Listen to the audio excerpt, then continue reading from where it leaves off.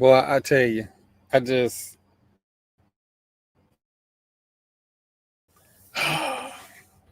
I'll be glad when I get all my equipment back here. I can't wait. As soon as I get this weight restriction up off me on Friday, so nobody can't tell me what I can and can't move, this podcast is gonna be all the better. I want to welcome everybody to another edition of Strike Season Podcast. Marlo should be on the way. Lord Jamal will be on the way, and then Doc Holiday should be on the way as well.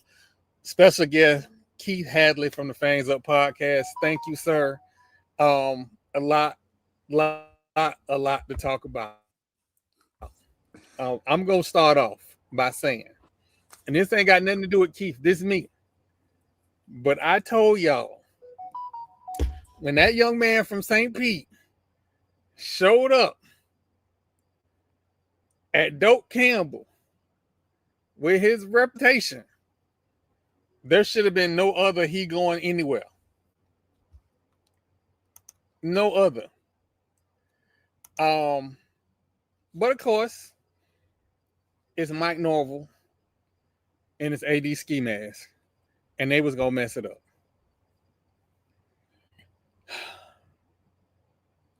When that man put out that he was going to Georgia Tech, I said, "That's it.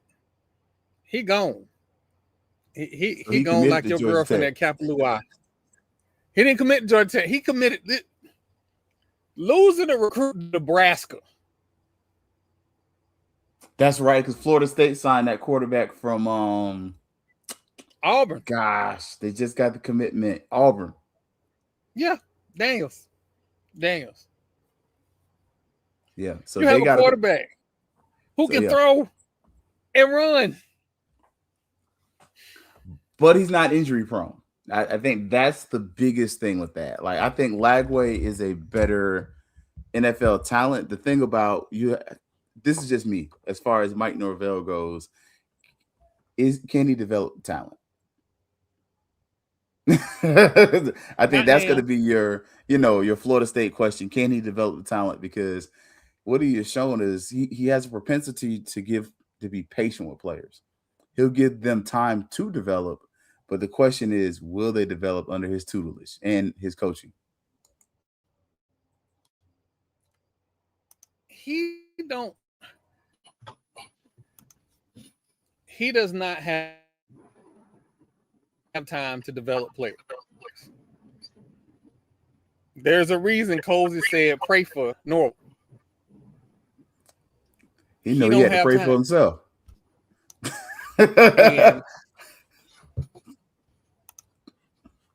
Exactly. So he don't have time. And if I'm being honest, has he ever recruited and developed anybody? I don't recall. Jordan Travis wasn't his recruit. Yes, in this day and age, nobody develops anymore in college football. It's plug and play. Get your ass up out there and let's go win one for me. Nobody.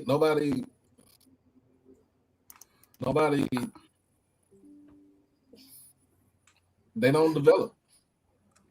I would the only players I would say, and I don't know how much this was him, because you can't discount the fact that you still had Odell around the program, right?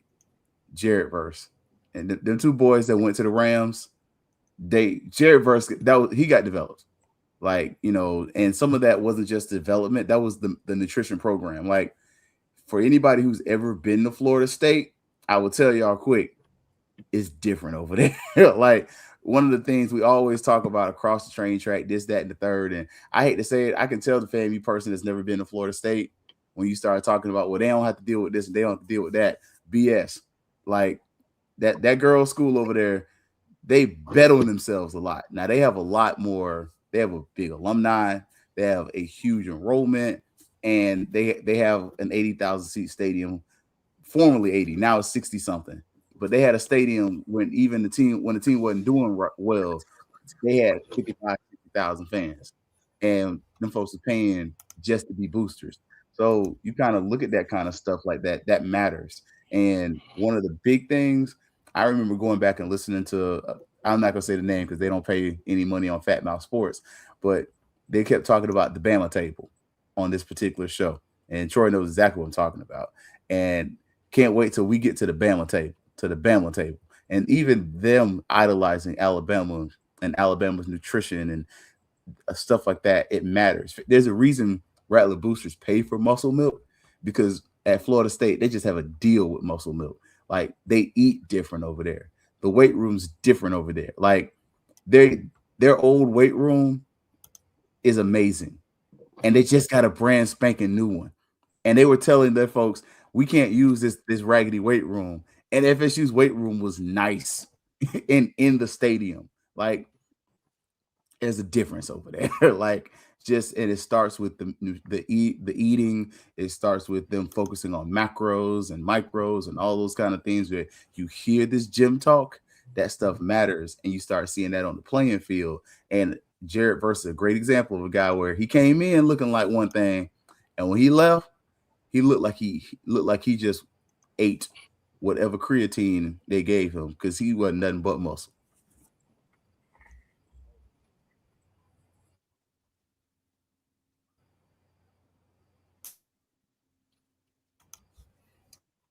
I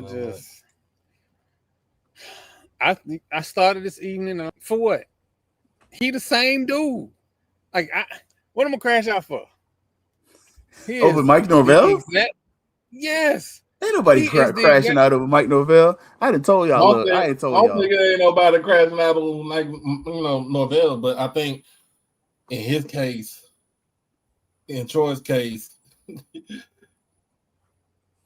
somebody who visited Florida State just last week, they got into the portal last week, decided that he wanted to go to the cornfields of Nebraska.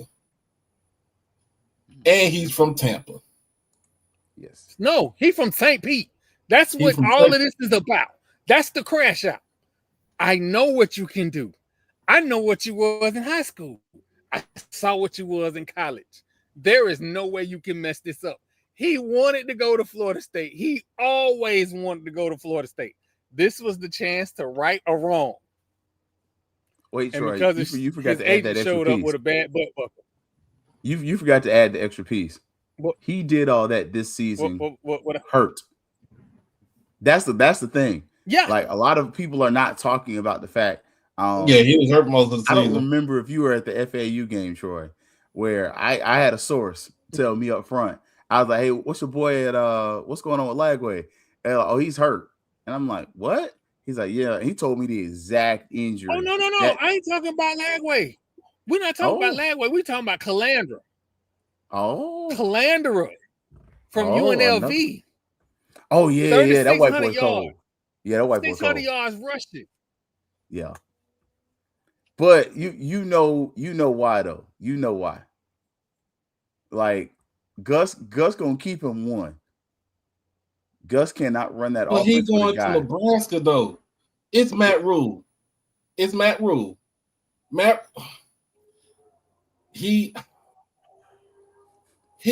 going to be. He's not going to me. I'm gonna be honest with y'all.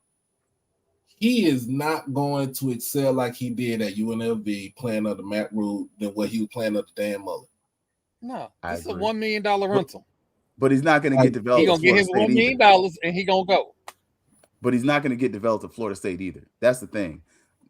I think he got more developed when he was at UNLV under Dan Mullen. Because Dan Mullen is a QB. You know, he talks to his QBs. Right. That's what I'm saying. I agree with you. But Gus Malzahn has never developed a quarterback. Like, that's the reason why Gus Malzahn never had any success other than when he was at UCF for them couple of years, and then after that, he's more of a play caller than what you would call a developer. Correct. And look at the quarterbacks that came and went through that program. I mean, Dylan Gabriel, he should not ever have started over Shedeur, but Dylan Gabriel walked out of that program Like, nah, bro, this ain't gonna happen. Hell, Castellanos walked out of that program, and let's be honest, Castellanos got developed better at Boston College than he did at UCF, and Castellanos got benched at UCF. That's why when folks are like, "Oh, he coming to Florida State," I'm like, "Okay, y'all, did y'all not realize he got benched? He couldn't start at UCF. What the heck think gonna make you think that he's gonna start at Florida State and have some success?" Like, and then if you think about it, Dylan Gabriel got better. He got developed more. To me, I think he got developed more with his one season at either, well, I would say Oklahoma and at Oregon. correct. And I think to that point though, I think that's part of why this is a 1-year rental with Mike Norvell. I think the quiet people aren't saying, and maybe it should be said out loud, that USC is looking to potentially move on from their coach Lincoln Riley. And what kind of fit would Lincoln Riley be at a Florida State, where you don't have the academic requirements of a USC? Let's call a spade a spade. FSU is not the Harvard of the South. I mean, it's better than it used to be, but man, FSU used to be like, oh, it wasn't hard to get in. I mean, it's harder now, but I'll tell you straight up, FSU was. It wasn't. It was listening. Oh no! Like, FSU was the only reason I didn't. I'm not knocking my academic career. No. I'm not knocking my academic career, but I will tell you that I walked across the street and basically in a day and a half got into Florida State. Just putting that out there. Very common. And they do those Prop 48 kids and those kids who don't necessarily have everything that they need to get in. They've been known to work with kids for decades. So, I think that's one of the things you can't discount. Again, not poo-pooing on my former employer. I thank you, Florida State, because if it wasn't for the Florida State University, I wouldn't have the job I have. If it wasn't for FAMU, I wouldn't have the job I have, but especially my experience at Florida State. But yeah, no, like they can get some kids in that USC might not, and I wouldn't be surprised if Mike Norvell leaves the great state of Florida, the free state of Florida, as our governor would like to call it, that you find a person like Lincoln Riley here. Hey, y'all. What's up, Motion Ball? I know I was so rude. I ain't say what's up to everybody. Nor did you disrespect Bethune-Cookman University. Damn, I done missed out on disrespecting them already. Yet. Shit. Yet. We ain't got there yet. We ain't got there yet. We ain't it's got always there yet. time for that. Always. But since we because if what I heard is true, I'm definitely gonna put my foot on their neck the rest of this year. I ain't gonna say it. I ain't saying it either. I'm waiting to see. I don't know what that is. Put that in the private chat. Put that in the private chat. I got you. So since we talking about what things and whatnot. So there was a basketball game in Daytona that I couldn't attend because that's the Lord. I got people that think they run my life. He said that was the Lord's blessing. I just bless the Lord. I'm just saying, you got people that love you. Bless the Lord. Remember, anytime you want to give them a hard time, please remember I will help them jump you. I was not going to that game if they would have sent a bus with a pole in it and told me Magic City had relocated for a day. Don't y'all ever talk about me. Don't ever talk about me. You know, Marlo, you got a point. But if they said, hey, Jamal, KOD is in Daytona on the pop-up, they would have got me. I'm just being honest. Because it would have been in Daytona. I could. But if they would have said it was Spider, Magic, and that other one with the fiery heels, I was gonna be there. They listen, just like you can rob me with a frog, you might be able to get me to that ragged ass school with a stripper. Being honest. I'm gonna be honest with you. The best player The best player on the team is Arterio Morris for Bethune-Cookman. He's the Well, we can All-American. say that now because Dr. Bradley still has not played, and I don't think a lot of people are familiar with that man's game at all. Oh no! I think a lot of people was familiar with him from last season at Pine Bluff. It just that he wasn't getting that shine like that. But to me, I'm gonna be honest with you. That's it. That's the best player. He's the McDonald's All-American. But then you got them Hetty twins, and they can go out there and score at any time. And then if you get Dr. Bradley in the game, that's the 20-point scorer right there by himself. The man could do it inside, outside, post up, face up. So what I'm hearing, I'm gonna say so what I'm hearing is that they suck because of their coaching. Because if they got all that kind of talent, hold on, Marlo. Hold on, wait, hold on. Let's slow walk to there. Let's slow walk there first. Let's get to the good stuff first. So the good at this game was FAMU was picked to finish 8th in the SWAC. I no longer buy that because of a couple things. One, we got a guy that can put 20 up. Yeah, we just got him back. He got to get in. And he's not in season. Don't call me Shirley. Right. And don't call me Shirley. Can shoot the 3 that I didn't see in early season. I still have my reservations about Junior being on the floor at key moments. That nothing has changed. I'm gonna be honest with you. When is that Grambling? When Grambling played Bethune-Cookman? I want to say in the next 2 weeks. Saturday. And then don't they Saturday. And then doesn't Grambling come back up? Don't we catch them right after that? Yeah. Yeah, that's gonna be B2A. Yeah. I can lie to you. I can tell you the truth. Realest guy in the room. How you doing? No, I mean we all are honest. You know, I'm always in like Troy says, always for some of those by 10. I'm the same way with my rappers. I'm gonna say it. That goes.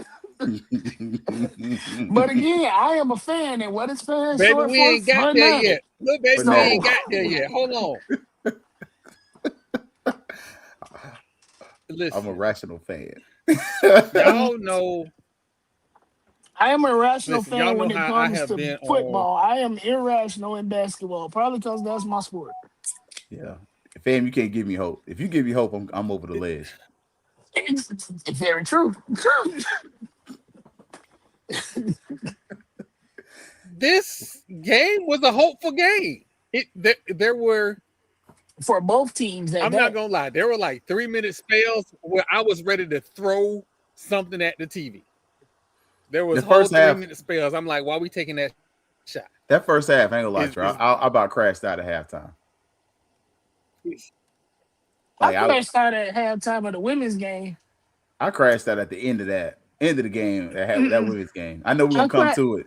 I crashed out at the halftime of the women's game because again, like I just knew it. I'm like, she not gonna be able to coach them through them last 5-10 minutes. We gonna get there, y'all. Hold on. We gonna get there. We're gonna get there. We're gonna get to the full crash out. We're gonna get there.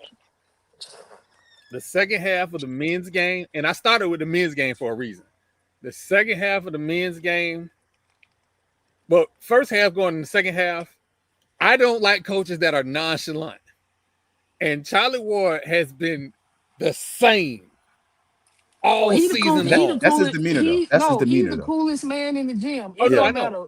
He don't care what is going on, up 10, down 75. He's the coolest man in the gym. And I knew that when they hired him. Some of that's due to health, though. I don't know if y'all remember. Charlie Ward stepped away from coaching for a while, and he kind of was like, hey, I can't be going all over the place for health reasons. So some of that is also he's managing his health and making sure he don't stroke out. Yes, because again, being an athlete and being a fanatic. So second half came. I ain't gonna lie. I walked away from the TV because I was pissed off. I came back and it was close. I'm like, oh, we got a ball game, and then we got a lead. And I want to say this to my Rattlers, and I love y'all. Quit talking to them people. Talk to them people after you get a victory.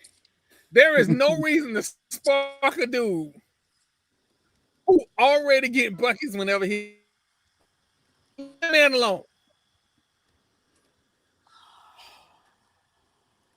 But again, they played a tough game down the stretch. I don't think we're ready to I don't think we know how to win because we kind of fumbled it down the stretch.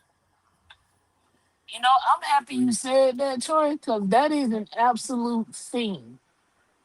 Just knowing how to win, knowing how to stay composed and get to 0-0 on the clock. I think it's one of those things where a lot of people don't think about. Like, hey, the better team is gonna win. You put up more points, you're gonna win. But nah, it takes a lot to keep a 19, 20-year-old kid composed when they win it. Also, this team hasn't been It together takes a that lot long, to too. keep them composed, period. Not Yes, just a win. You even when like they losing, to keep them from like crashing the fuck out. like they crash out when they could be down by 800 points and they hit a 3-pointer and they think they won the game. Like, bruh, I don't want to see you walking around going like this with like you got ether in your veins and you still down by 800 points. Boy, if you don't get your ass back and play some defense, During the Carmelo Anthony celebration, like, excuse me, man, sir. excuse me. Now they just got a transition layup and dunk or whatever because you down here celebrating like you done did something the whole game.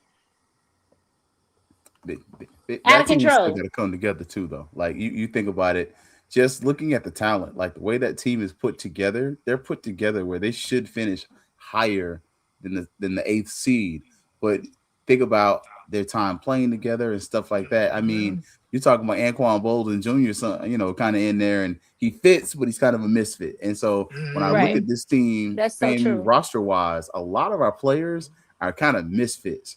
And I don't know if we figured out how to use the bigs that we have yet to, compensate the other guys. But I think this is one of those teams by end of the season, they might make a nice little run. Like Yes. I got hope in the basketball team, but it's like Jamal said, I'm like your boy from I'm an Avenger.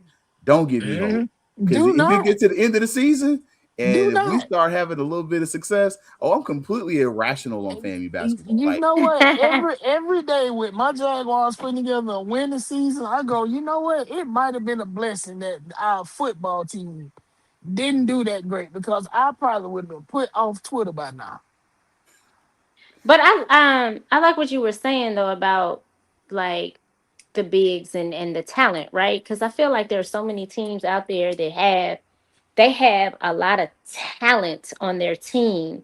And I think Mm-hmm. where some of the coaches are getting into, and I don't want to say trouble as in like they doing something wrong, but like part of coaching is still player development. And I think right now we're Mm-hmm. seeing so many teams and so many these conferences that are being put together where it's based off of talent, but who's developing them as players? And I'm not even talking about, of course, there's academics and character development, but like we're losing these position coaches, right? Like we're not. What happened to the practices where you split up by your position and you get your tail beat into the ground until you learn how to play your position? We got bigs that if they right-handed, they can only go to the right. Yep. And then they get double teamed and shut down, but you 8'12", your head touching the bottom of the rim, and This you is don't know crazy. you can only go one direction. You Hey, know what My I'm but whole, she saying? So telling the it, my whole, truth. I know, but here's my whole thing. You 7 feet, dog. Unless your last name is Nowitzki, Your ass don't need to be out on the fucking wing. But how many times have we said that on this show? We said it a lot of times, bro. How many, and to Dennis' point, a lot of the reason why you can't split practice anymore is because everybody want to be a guard. Everybody want to be Yep. flashy. Everybody want to Man, shoot the three. Positionless Nobody, basketball. you have very few guys. I'm sticking to the guys because the women's game is different. You have very few guys that want to do the dirty work. You don't have Dennis Rodman no more. You don't have Rasheed Wallace no more. You don't have Ben Wallace no more. You don't have none of those dudes. Everybody want to be I'm gonna tell Jordan, you and this. everybody I'm think gonna they tell you Curry. this. Y'all remember last season? Okay, remember we got Shannon Grant. Jackson State got Shannon Grant from FAMU, right? I felt like Yeah. he wasn't developed. He wasn't utilized in a way that he was supposed to be at FAMU. So he gets to Jackson State. No, not No, under that dude we had before that, Query. All he did was sit on the bench with his leg crossed and look at them. They coached Yeah, their damn self. but I'm talking about I'm talking about before Craig. I'm saying before Yeah, Craig that's got what there. we're talking about. That same dude, and I he was cannot think of his terrible. name. Coach He McCullum. McCullum, Yeah, McCollum. and Yeah, I would never forgive them for hiring McCullum over Lindsey Hunter. That is my guy. Yeah. We There's ain't a gonna list leave of that FAMU alone. so coaches who should have so never been you think hired. about that. We get Shannon Grant, right? And to me, I looked at it as like, okay, you 6'10", you close to 300 pounds. You're not getting out there on the outside. Do not get your ass out there on the elbow. Don't get out on that wing. Don't get out from the top of the key. Get your ass in the block. You bang down there because it's gonna be a mouse in the house. I'm just saying, you're gonna be. He was bigger than everybody else that was in the SWAC last season, He and he surely dominated. was. And he He surely dominated. fucking was, which He is was. why that man needed to go. You got the biggest man in the conference and get And your teeth kicked in the post. he dominated. When he got in the post, he dominated. The man had nimble feet and he had soft hands. That is A a perfect center. godsend for a I was center, for a post A player, a a 4 perfect or a center. 5. That is a godsend. Like to have.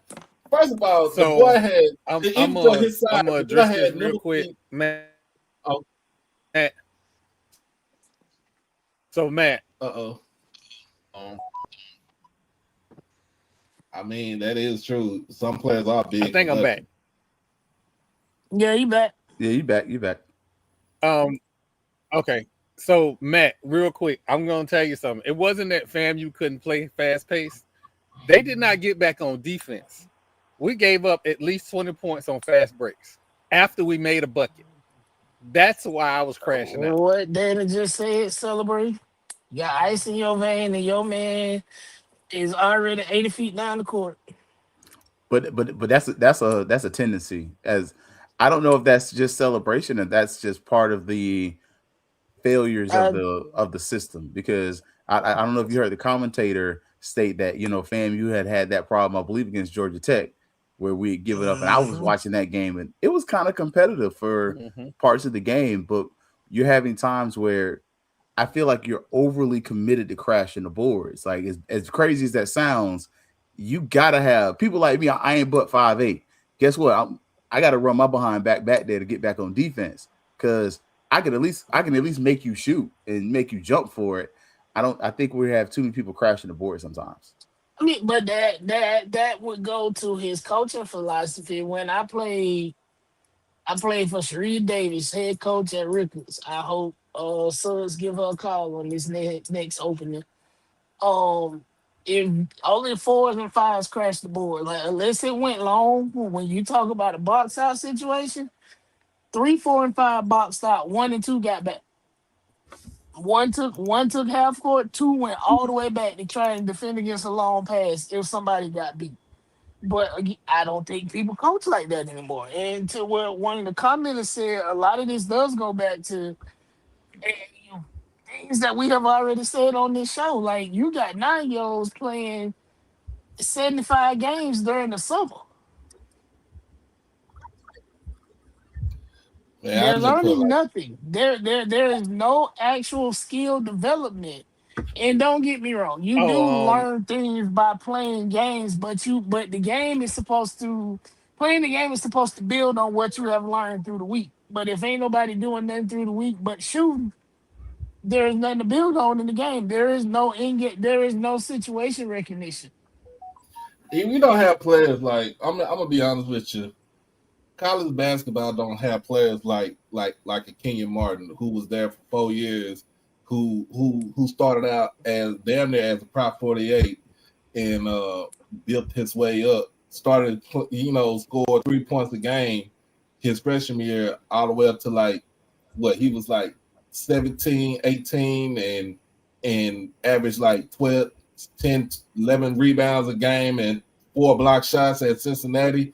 And damn near took his team to the Final Four if he would not have broke his leg in the conference tournament. But that's because a lot of kids not here for the grind, and they don't really have to be. If I'm that good, why I'm not staying in college no more. When the NBA said all I gotta be is 21. No, is it 21 or is it 20? I think it's 20, right? Yeah, No, I you think you just have to have to be a play. year past high school, Yeah, right? 1 year past Yes, high you school. just have Yeah, to so be 1 year 1 past high year. school. You can be So 19 years old and be in the league. Yeah, even the That's if 20, you don't go to college and you go to one of them prep right. programs, you can still go to the NBA. Yeah, you So can Hoover still come straight Flag out is of 19 years old. he absolutely is, and he ain't grown into his body. That's why he awkward as fuck. but I think Hey, he's still scoring almost 20 points a game. but No. sports have No. I didn't. changed. I Sports didn't have say he changed. wasn't So, scoring. I said he's awkward. but you don't even need all of that, right? Like sports have changed.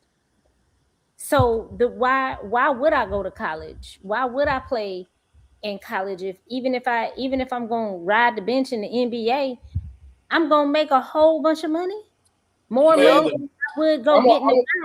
And what I'm not saying that you're going to come in making millions of dollars, right? But if I can get this rookie contract and do something for my family, that's what these kids are doing. Do something for myself. And college athletics has changed anyway. So now I'm like, what's the airline commercial? You're now free to move about the country.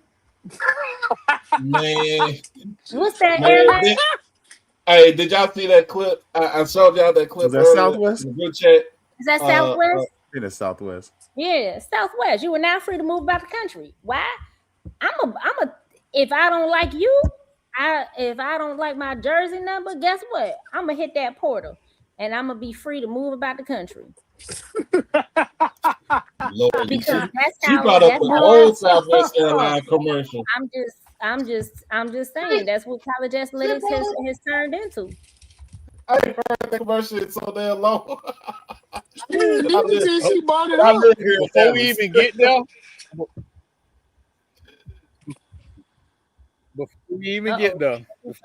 there, because we gonna get there tonight. The first game of Saturday was the women's game, and I don't even want to talk about The Walking Dead. whole, Not the Walking whole Dead. whatever minutes Don't nobody say minus the nothing about me ever 7.5 again. seconds. Did you crash out, Jamal? No, because I crashed out. I at crashed halftime. out. I ain't gonna lie to Yeah, you. I'm I not saying crashed. you I crashed crashed. I out. crashed the heck I out. crashed out at halftime. Oh Why? man, I said it in our alumni group. I like our point guard. She is 6 inches too short. She got heart. She can't see worth a damn. She like And she can't 5'5", see. isn't she? She 5 foot. Oh, my heavens. A 5 foot point guard does not work in the women's game no more. 5, Your point guard and got to she be looked 5'6" like she to exactly 5. 5'11".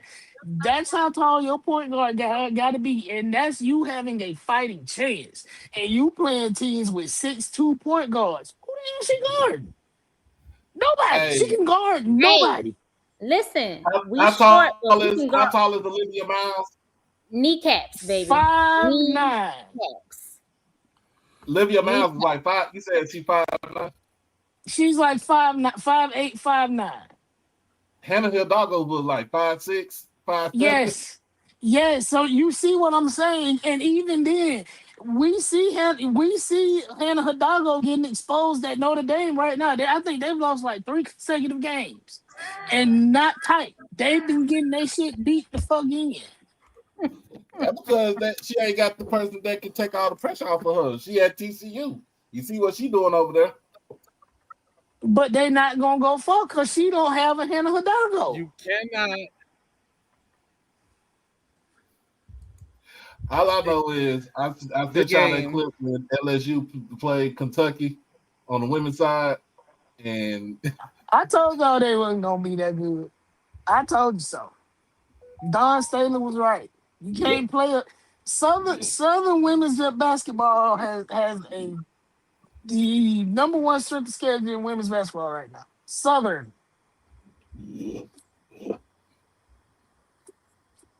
And they hooping. Quietly, both sides of Southern is hooping. I don't, you, They you are know, hooping. I don't want to give them too much credit, but Southern quietly kind of got a They decent hooping. basketball program. Mm-hmm. And first of it, they're doing it with with a former FAMU player that pretty much got jettisoned to Baton Rouge. Yep. they got banished to foreign lands. Which is and her, Yes, you sir, know Mr. what? Yes, sir, Mr. And her White. daddy won the championship with the on the didn't no team win the championship? I think he did. Yes, sir, Mr. White. If she was on this squad, if she was on this version of FAMU's women's squad, It I would would see the feel same result differently because about the the coach team. can't. No, the fuck you wouldn't because the X and O's and the execution would still be the same. Shitty. And last year, you think about it, that roster last year was very similar to this year's. To this year's, I think you have some better athletes this year, but I yes. don't think you have better. Oh, I don't know if the ceiling is raised as far as overall basketball talent. I think athletic wise, we have better athletes, but We're watching the starting shooting guard from last season. I think she at Providence right now, dropped 23 a night. Mm. 23 a night at Providence. In the in the Big East. All right, we're gonna move on because anything else I say gonna get me banned from the field house. So I, I'm just that gonna shut shit, my mouth. I'm We're about to gonna get we're gonna banned keep for it you if moving. I keep going. especially because the one at Southern was pretty much. Didn't she get a lot of DMPs last year anyway too? Yeah, I know she had a concussion early, and then her, Pierre Ford, and one other player just did not play for the rest of the season. Yep. So there you have it. I started looking at you funny when you run off Um, players that wanted to be there when we were getting our teeth kicked in both conferences. I look at you funny because it's a hard sell when you haven't had a winning program in about 15 years and somebody want to be there now they gone. Yeah, I'm looking at you crazy. I mean, FAMU basketball, especially on the women's side, is so bad that the last time our last really good coach, one of them is dead, and the other she ain't been on campus in so long to where we can't say nothing. You know what? Matt, come on, man. Listen, No, you y'all. know what? Hold on. When we had Gibson wasn't horrible. She was. She strung together. She had a team because she had one of my Oh, she had a squad, but she had a squad. that girl situation happened with her girlfriend, and once that girl situation And happened that with was her it. girlfriend, That was that it. was it. It was over. That was it. But these squads were competitive and they played ball. Like you wanted to go and see them play. Yes. She knew ball and they could ball. So it wasn't like you go to the girls' game and you just know this is an L. Even if they lost, they were gonna keep it tight and they were gonna play some quality basketball. Yeah. If that girl hadn't crashed out on her girlfriend, and didn't she kill a girl?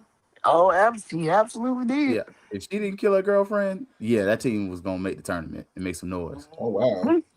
You unalive No, that girlfriend did that everything. yeah, no, Yes. that made national news Yes. because that was a wild situation. I was on the hill when that happened. That's what makes it even more crazy. Whew. Well, let's get to some news. Some other news. Needless to say, we went 0-2 in Daytona, and we gotta figure it out. Ain't we 0-7 against them in basketball or something crazy like that? No, because the women won. Women beat them last year. Yeah, women won last year. That's right. In Tallahassee. Yep. Right. The men, and then the men lost in Tallahassee. All right, so I want to apologize for everybody who was not familiar with Marlo, but apparently word on the street is John Harbaugh might be the next head football coach for the Tampa Bay Buccaneers. I heard the Fins. I've heard the Bucks and the Fins, but your boy better keep his monk ass where he at. He done made enough money. He can. Y'all seen what he did to the damn Ravens? Like from top to bottom. That wasn't all his fault. The tight end dropping the 2-point conversion, missing the kick. But see, everybody put that to them one instances. They should have never been in that situation. If I have a 6'3", 270-pound running back, he will be so tired at the end of that game. It's just dumb. Dumb. Marlo, is all them games should have been blowouts, and if they dropped the pass, it shouldn't have mattered. Absolutely. If you run the ball, my receivers would be so fresh. They'd be running past people at the end of the game like, hey, I'm open. That's also part of the problem, though. You watch that Pittsburgh game they lost. Like, it's crazy. They were running butt naked down the field. And man, don't get me started. He need to stay his ass with. Go to Miami. But the conversation, I've been told that your boy, they're supposed to have a meeting with your boy, the one who can't open his mouth and talk. I don't know why I can't remember that man's name. Todd Bowles. And then so let's not be surprised if Todd Bowles catch that axe. Todd Bowles just signed a 3-year extension, and he pretty much didn't. He gave his press conference on Monday. He said he's done enough to deserve to be there another year. All this good stuff. And the Glazers, they just gave Levante David a lifetime contract. Like it is. Come on, they are. If not anything, they've learned the error of their ways, and they will be dedicated to people who've been dedicated to them. And they cheat. No, we're not doing this right. We're not doing this right. Marlo. Marlo. Do you want Todd Bowles as your head coach? That's just like asking me if I want to get a root canal. I know I need to get one. I know it's for my good, but I'm not just going to go in there and volunteer for it. Okay, so since John Harbaugh is out in Baltimore, you said Tampa Bay, you said Miami. What's another team that's going to be needed? Don't you say Tampa Bay? Arizona, because it's a team in Vegas that need a coach. No, the fuck not. It's definitely a team in Vegas. He can be closer to his brother. Atlanta too. If we being honest. And hell, Atlanta need everything. They fired everybody. Clean house. Let me see. They didn't only fire the black people; they fired the white men too in Atlanta. They fired everybody. They should have. I don't think nobody left in Atlanta but the damn locker room attendant. Them in Chick-fil-A. And the bad part, Chick-fil-A ain't open on Sundays. That's it. So I mean, where KJ at then? KJ is I think he unemployed right now. Yeah, he unemployed. Yeah. Arthur Blank emptied the clip on that team. I'm gonna be honest with you. So you got so John Harbaugh could go to Atlanta.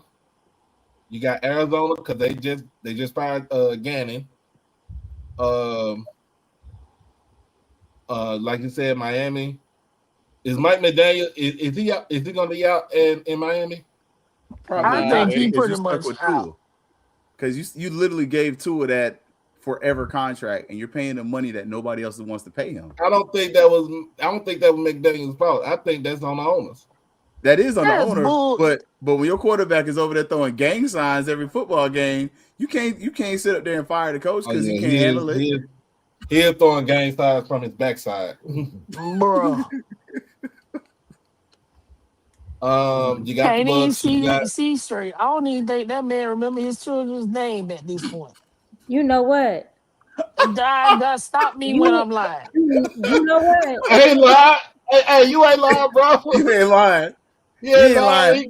He is in the middle of CTE. Bro. Yeah, he might as well make sure. Him and fucking Antonio Brown about to be on a sitcom together. Keep right the fuck on. See, the CTE brothers.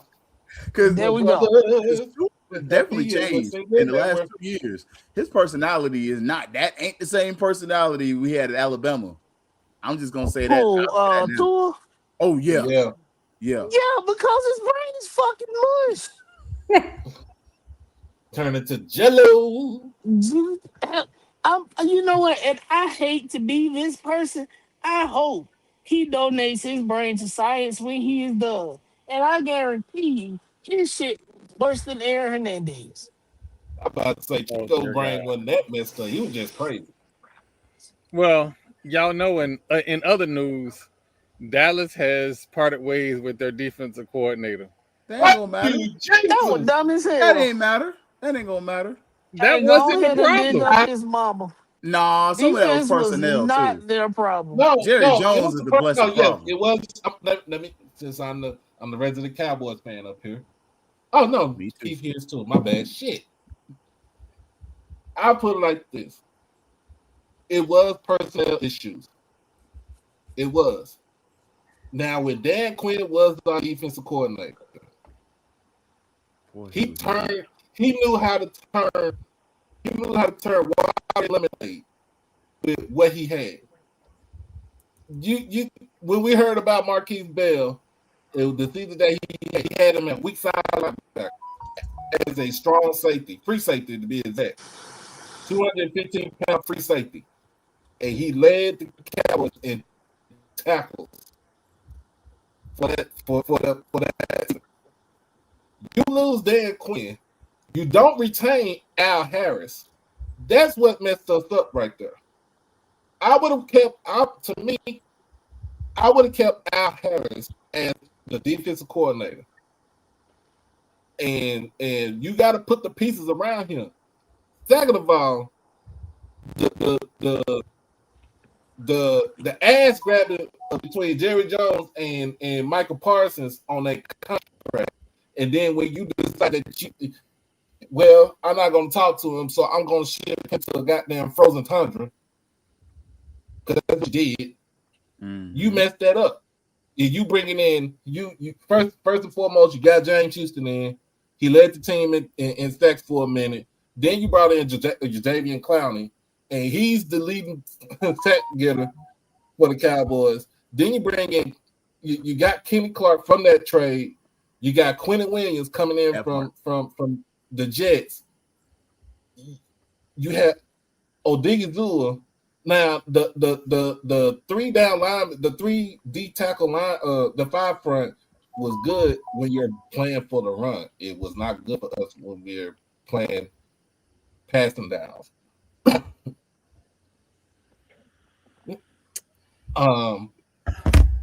We did not have the person. We did not have all the personnel. Overshawn didn't come back until late to middle late of the season right there. Which you could have just said, look, you should have just sat out. You could have sat out for the whole season. Might as well. Rebel didn't come in until midway in the season as our rookie. And you knew that once he came in that Trayvon Diggs was going to be a non-factor this season. Where I said, am I right, Keith? I said on this show, send his ass to the Raiders for Max Crosby, a first and a third. The fuck? No. Max Crosby leaving y'all anyway. And he want to come to Dallas. He want to Max come back is home. leaving when his contract is over. Max when he Max leaves. want to come home. Max want to come back home to Dallas. If you know what, if y'all want Max, we need 3 first-round draft picks and 2 threes. No, I would have gave you a first and a third and cash consideration. No. We're not gonna just give you a Hall of Famer. We need that Jimmy Johnson reverse contract. No. 3 first rounders. No, and 2 Jimmy thirds. Johnson invented that trade. That trade is his. It's always gonna be his. Y'all can't have that shit. So when y'all call Vegas, like that, just know I got his plot ready over there in Pleasant Grove Cemetery. Lord Jesus, he done buried that man again. Speaking of Vegas, I need somebody to understand this and understand me clear when I say this. Get Thomas Patrick Brady the fuck out my building. Y'all keep him. I'm gonna say like the man in church. He doing all right. Jamal, why y'all gotta blame Tom Brady for everything that happened? Because they keep putting his name on stuff. Tom is helping with this, and Tom is helping with that. We won 2 games. But isn't Tom like VP or something? Tom is minority owner. Tom is going to be a part of the draft process, a part of the coaching search. But that's why that's keep it a buck. That is why Mark bought him in, because he was sick of y'all fan base said he didn't know what he was doing. He need to sell the team. The team ain't fucking his to sell. Let's be goddamn honest. It's his mom's team. Yeah.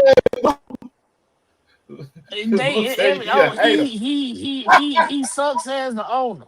And now they're even more mad. Maybe he's just focused on aces. He cares more about basketball. Well, they fucking win.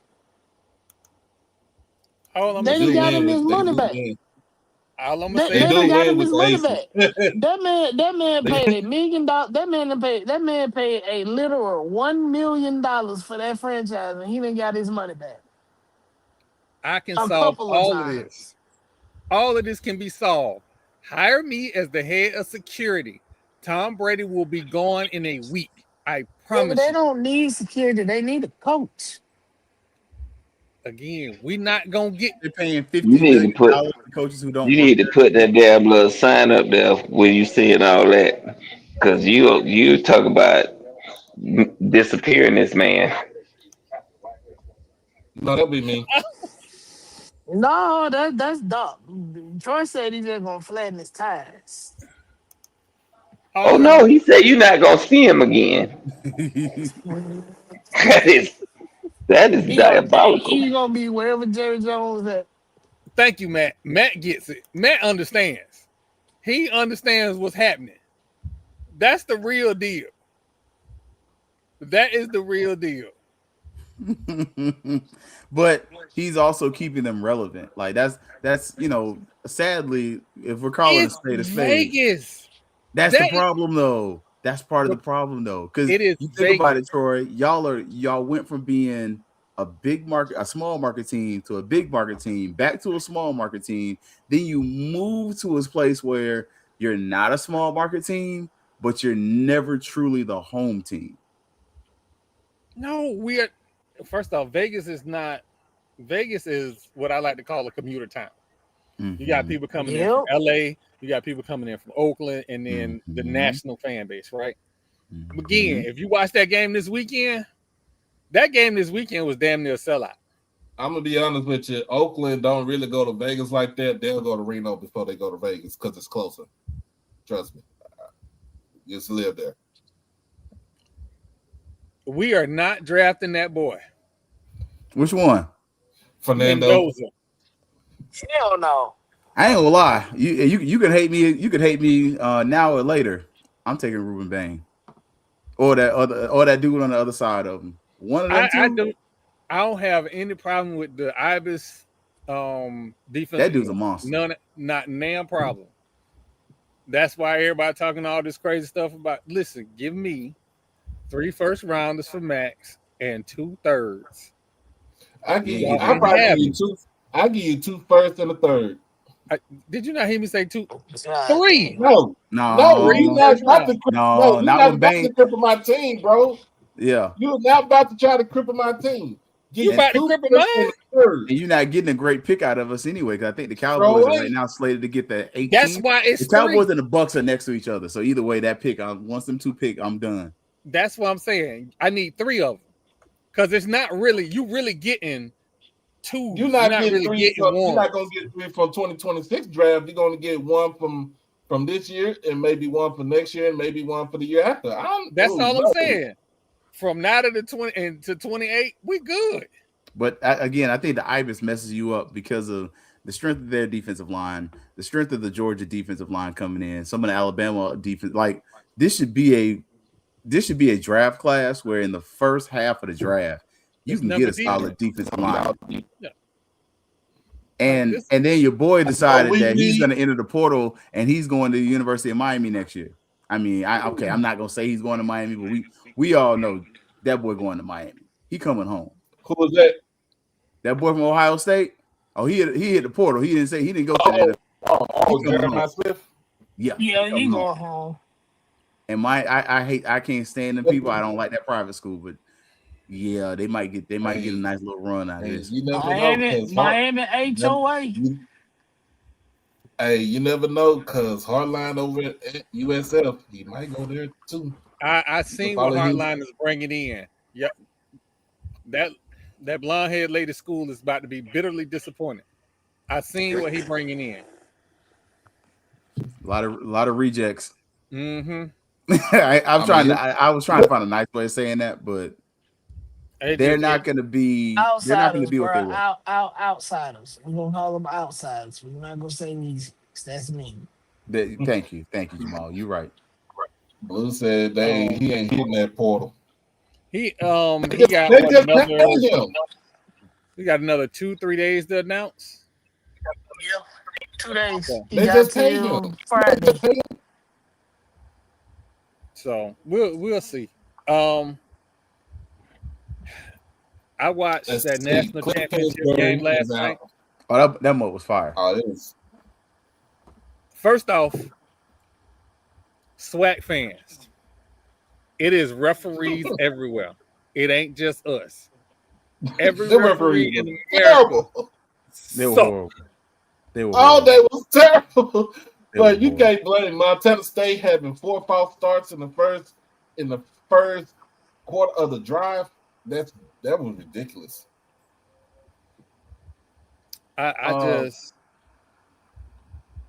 I know that offensive pass interference changed the first half of the game.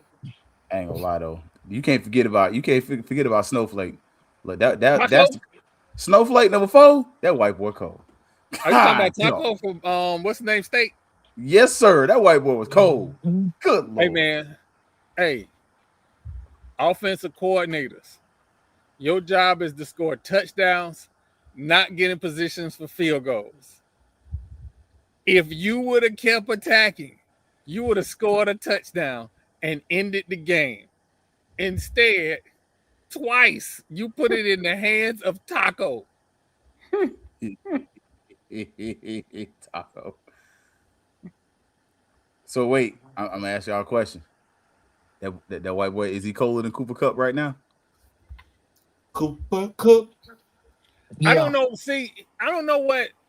Because I'm a Raiders fan and we drafted 2 Canada Junior people last year, I don't know. And none of them on the team, by the way. Neither one of them on the team. I don't know. Canada Junior. Yeah, we drafted 2 of them. Hey, I'll tell you what, that Canada Junior we got in Jacksonville right now that done played 4 positions on the offensive line all season. That white boy cold. He earned them 25 million they paying him. They moved that man from right guard to left guard in the middle of the season. He said, no problem. Right. Happy to do it. Oh, you need me to play center this week? I can do that too. Tommy Rittenhouse for Illinois State was 33 of 46, 311, 4 touchdowns and 0 interceptions. There would be no reason for me, and let's keep it a buck. They was running the ball decent all night.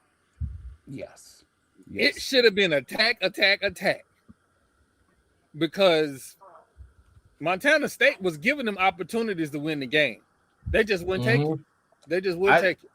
I think the other part of that, I think this is where when we start talking about the SWAC fans, what this game showed me was, one, the difference between styles, because I think if you had some of the SWAC talent on the outside, especially Indiana State, because you could tell there was a speed difference even between Indiana State and Montana State, where a couple of them dudes, like that, your boy, what is it? I got to go back and look.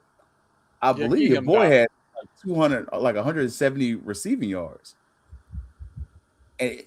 And yeah, like if you have some of that SWAC speed on the outside, that's a problem. And that's why you going forward will definitely benefit from not playing those schools, because they don't get to see your talent and get in front of you as much. But if they can get some of those kids up there, we'll be tired. Because North Dakota State been doing it. They come to Florida and get them 3-4 every year. Because Florida is the goddamn football state. Fuck what you heard. Hold on now. Don't talk reckless. I said what I said. Reckless. No, that ain't reckless. Ain't nobody talking reckless. It's Florida, California, Texas, Louisiana. No, don't put California up in there. Them fools is trash. Joe Montana. It's Texas, Florida, and Georgia. No, because if you need a QB, you looking in California to get I'm about to say so Joe Montana, John Elway, Tom Brady. We gonna call a spade a spade. You naming QBs I don't like. I said, Florida is the damn football state. Because if you go to the Buck or down to Harlem, over there to Liberty City, you gonna get you a bowler. What are we talking about? Liberty City has produced more D1 talent than entire states. You looking at the college football playoffs right now. 49 starters are from Florida, more than any state in the country. We are the football state. What the fuck are you talking about? We're gonna have this when we see each other tomorrow. We really gonna have this discussion. I don't give a damn. We can have it in a phone booth in Times Square. I said what I said. Yeah, we the football state now. Hold up now. Look, after we been whooping y'all ass last couple of years of high school football. But now, and I don't want y'all to say we're gonna put IMG Academy up in there because them motherfuckers. We don't count IMG. We don't count IMG Academy. No. Nobody Thank you. Nobody counts IMG Academy, but ESPN and what you call it.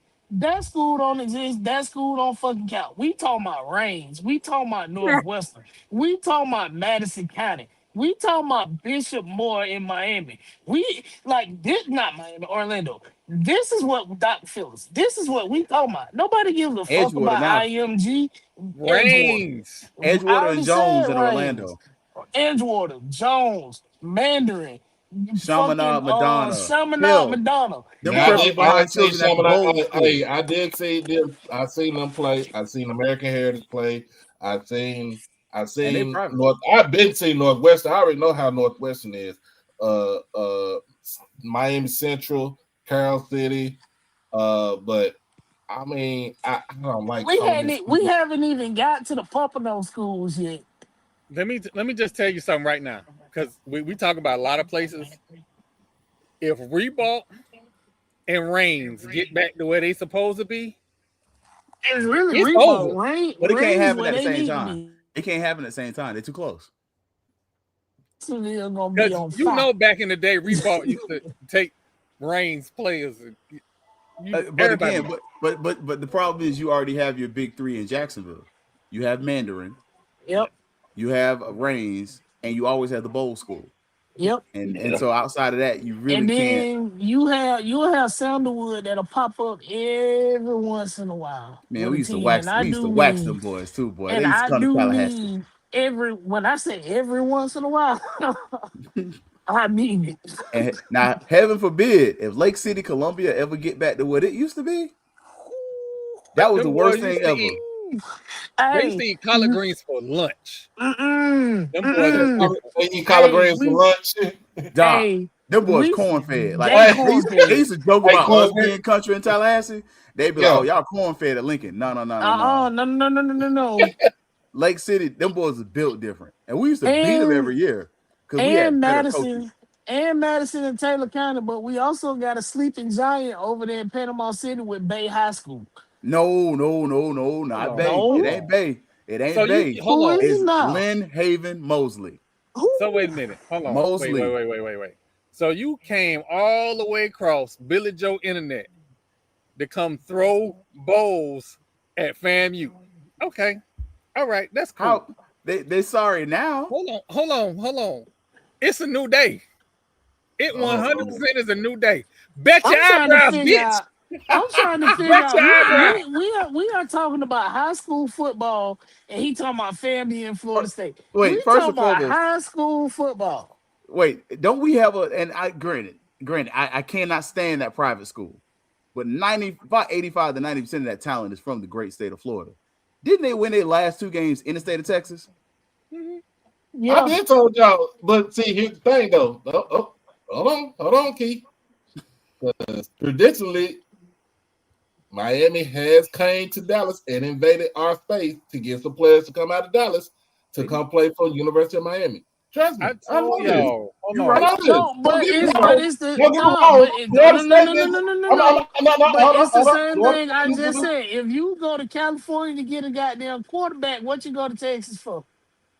It damn Running sure backs, ain't speed. linebackers. It's a water running back and some You meat. get motherfuckers that play football year round. Same thing We in only College. play Florida. We'll never football stop year playing round football. in Hey, Florida. but what I'm saying is, Miami has historically since the 80s, even before Jimmy Johnson even got to Miami and got to Dallas, they used to come to Miami. They used to come to Dallas and get kids from Dallas to go to Miami. Kevin Williams, Jesse Armstead. I'm gonna keep it a buck. Florida State did the same shit too. Because Absolutely. they They showed got me a few. coming, Florida State used to come invade Dallas like it wasn't shit. Clifton Abraham. We used to get quarterbacks from Texas. We Thank used to Absolutely. you. go down south to get Florida doesn't all the produce many speed. good quarterbacks. Florida, we don't produce Bro, good quarterbacks. hey, I said this shit early when I was on this show. Your favorite football players from the state of It's from Florida. the state of I Florida. said Yep. what I said. Yes. All right. So I guess there was an Georgia announcement came that up. Georgia came up because a lot of the people South, started moving no, from Florida. So if you Key, start South, but with South Georgia always been about that life. South Georgia, Thomasville, I'm but about to tell you what. payroll, they South Georgia, always but been Atlanta about that life. Metro. That's the big thing. Like you start looking Atlanta at Metro is new. South Atlanta Metro Georgia, blew up.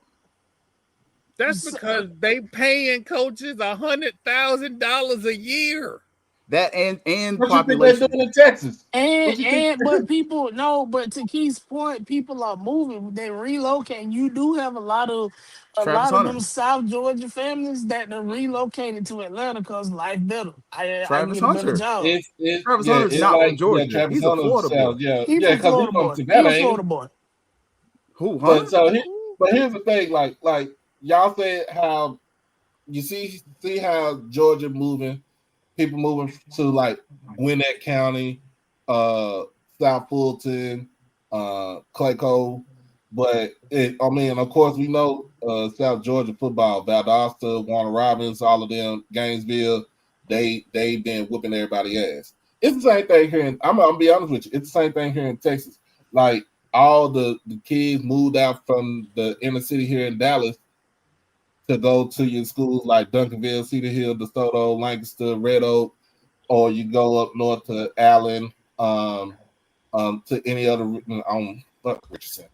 But I live here in Urban. Urban ain't been the same since the early 2000s in high school football.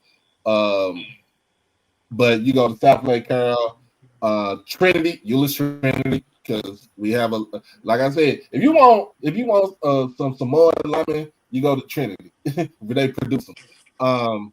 But I say this though because the guy, the head coach for South Oak Cliff, he's done it with the talent inside of the city limits, and he does not recruit, and he gets them from the neighborhood, and you see how they doing it as far as they go to they've been to the championship game 5 times.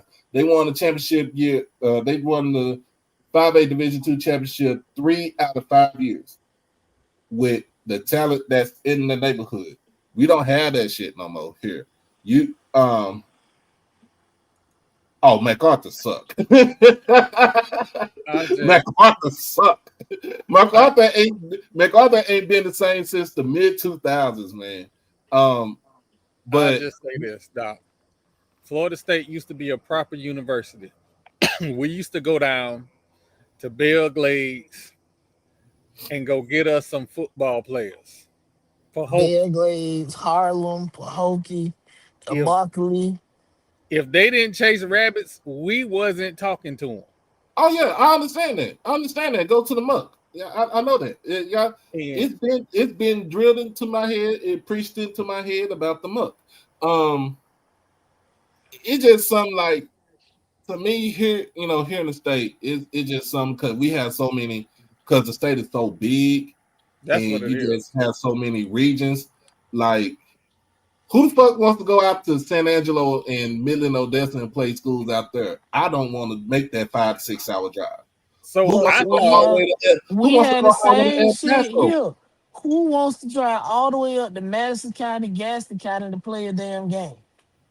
Listen, no, the boys all come down here. Like literally, I hate to say it, everybody comes down here, and we played Fort White this year. I think it was like our 3rd game of the season because they would not come to Quincy. Yeah, and the thing is, I don't know if it's different in Texas. In Florida, the big thing is in Florida we cliquish. I like it for any first day. If you've never been to Florida, we're real cliquish. Like if you with the click, you with the click. If you're not, you're not. But even in football, it starts to happen because the kids they grow together, they play together, and then some of these schools, like here in Orlando area, a Apopka used to run stuff. A Apopka ain't running nothing now because those kids don't go to college. So all of a sudden, the kids from Jones started going to college. I was a part of that. Edgewater kids, my wife's over there. Those kids go to college. She's lead counselor. Like those kids going to school. Like so, Dr. Phillips, they doing a little something. They going to FAMU. West Orange, those kids going places. So what happens here in Florida, since the coaches don't make the money, they start looking at, okay, what high school is putting my kid in college? And they all start transferring to those schools. I ain't gonna lie. And they lie by their information. I ain't gonna lie to you. And some of these schools get caught. Look, my wife dry snitched on one of my kids one year. I'm like, dang, baby, I thought you loved me. She was like, he should have stayed where he was at. He should have. But the crazy thing in Orlando, though. She said, I got to do my job, baby. Got to do my job. That's exactly what she said. I'm like, damn, I thought you loved me. But the crazy thing in Orlando is school choice. You don't have to do that no more. You can go anywhere you want to as long as they have room for you at their school. Yep. And they will make room for you if you a baller. Yep. But your paperwork still got to be in order. We just saw it doesn't. No, it doesn't. No. Not in Orlando. Our parents don't know how to lie right. I'm gonna tell you the truth. Our parents don't know how to lie right. That's true. They don't. Because what happens is in Orlando, every high school has a magnet program. That's how you lie. If you put your kid in that magnet program at that school, you're good. You don't really, the paperwork doesn't matter. And what happens is they'll come over, they don't even like put their kids in the magnet program. They just transfer with some new information and they get caught. Whereas, we had some kids, they would get in the magnet program, they do a year in the magnet program, then they get out of it. And then once you're a senior, 8th grader or a 5th grader in Orange County, I can only speak for Orange County. I work for Orange County Public Schools. They have to let you stay there. So if you're a senior and you at a school and you was there last year, it don't matter if your parents moved to Africa. You're our student, you can stay. See, it used to be like that when here. We still do it like that here in Dallas. Like I'm be honest, like when back in the late 90s, early 2000s, when Chris Bosh was at Lincoln. Lincoln is a humanities has a humanities magnet program. So, but Chris stayed in Hutchins, which is like down there 6-7 miles south of Dallas, going towards Houston. And so the only way he could have went over there was for the magnet program. Same thing with back in the day when Larry Johnson went to Skyline. Skyline had a magnet. Skyline is a cluster magnet school, meaning that they have it's damn near a vocational school. So you have so many deals like aviation, cosmetology, child, all that right there is clustered, right? And it's in the Pleasant Grove area. But Larry Johnson from South Dallas, how he get over there? Got to be in the magnet program. But everybody else back then, you could not go. No, you couldn't go to. Let's just say you went to Kimball, and you decide that you want to go play at Madison. Kimball is over in the Redbird area, and Madison is in South Dallas. They were not going to let you go over there for anything because you didn't even stay in the attendance zone. If it ain't a magnet school or a talented gifted program, they not letting you do that shit. Let's see what. Shoot, when I was in school here in Florida, we had first day rule. That's what we used to call it. Wherever you went to high school, your first day, not necessarily the first day of school, but your first day of school is who you had to play for. So I remember, I think it was my junior year, a lot of kids just simply did not go to school until coaches were hired and shit was figured out. And then they would magically pop up at a school. Like, what the hell? What you man, you live down the street from me. What you doing at Leon? I got a question. I know we talked about this the other day, Troy. If Ole Miss, we're going back to college. If Ole Miss win college football playoffs, right? With Trinidad Chambliss, is Trinidad Chambliss one of the best QBs or best players in NCAA football since he done it on 2 different levels? Yes. Yeah. Yes. Is he a better version of Cam Ward? Yeah. Cam Ward. Yeah. Cam Ward didn't win that. I actually like Cam Ward. I like Cam Ward. He's just I like Cam Ward too. But I like Cam Ward. Fuck the Titans. He didn't win nothing. That's not all of him though. They was soft. We talking about him as the player. We not to fuck the school. We talking about Cam Ward from college. Cam Ward. We talking about Cam Ward from college. Cam Ward from college went to hold on. Hit me out. 3 different schools. Hit me out. Just hit before y'all shoot. Hit me out. Here you go. Cam Ward put Miami in some bad situations that he had to dig them out of in his career at Miami. Remember, that Vatek game should never have come down to the last minutes. It should have never got to that point. Sometimes you need games like that to kind of build up your resume, though, for real. I understand all of that. I'm just telling you my viewpoint on it. Wait. Counterpoint, though. Counterpoint. Who had better receivers, Carson Beck or Cam Ward? Because you had Mr. Reliable. Carson Beck. You had Mr. Reliable, Barrios, but outside of Barrios, who was that reliable? I think Carson Beck's receivers are better this year. This Miami team is better receivers.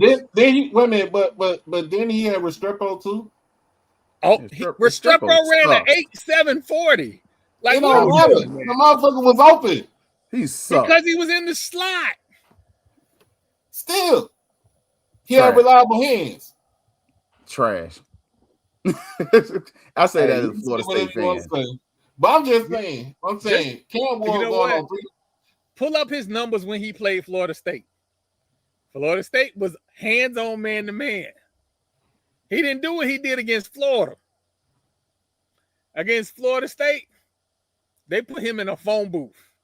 Florida State, didn't y'all do had some criminals. Y'all had criminals out there guarding him. Not anymore. Not anymore. No, Florida not State this stopped season. having felons on the football team after the late 2000s. Yeah. Early 2000s, excuse me. After the early 2000s, there are no more felons on that Florida State football team. We gotta call it. Once FAMU's athletic director left the team, that was the last group of felons that that's when they started getting rid of felons.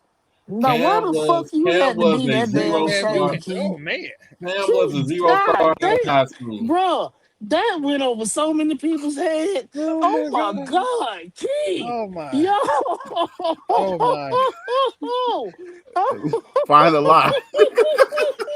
Find the lie. If I'm lying, I'm lying. Man.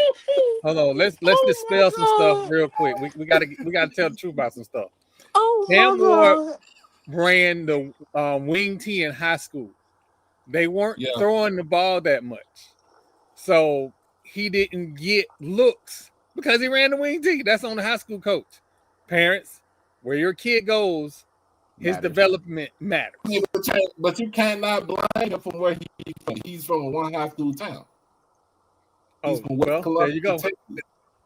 Well, it would be different. It would have been different if he was in Houston. You know what I'm saying?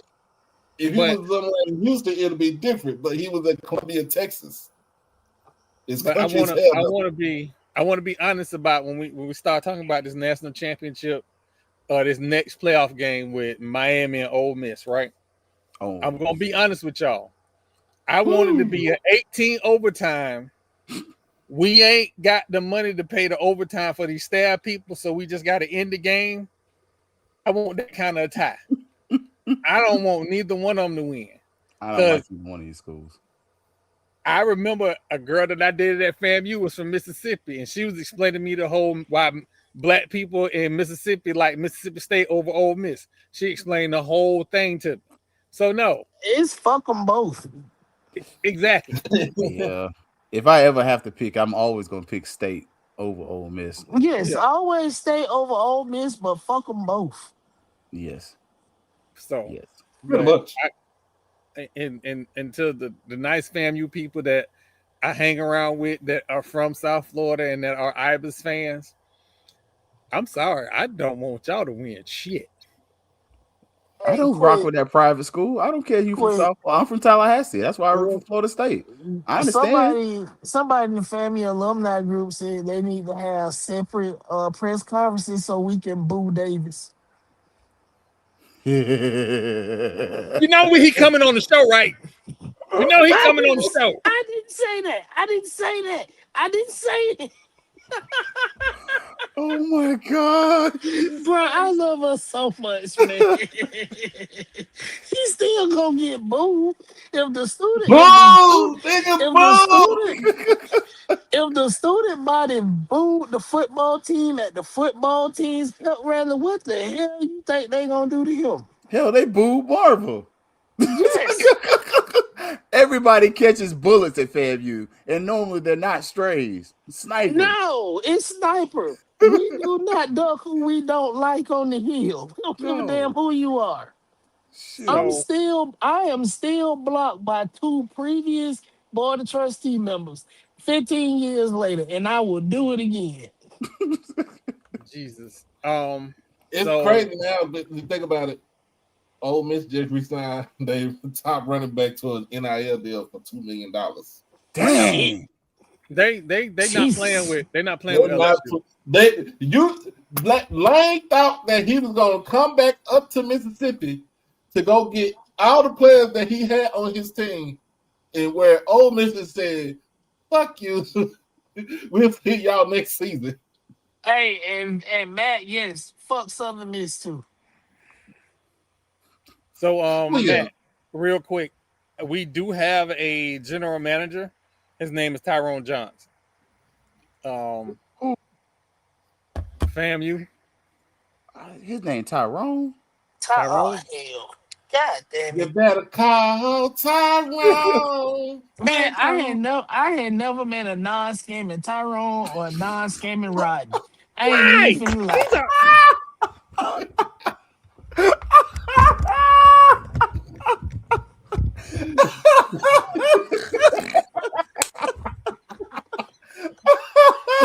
Oh my God. Somebody have fucking hands on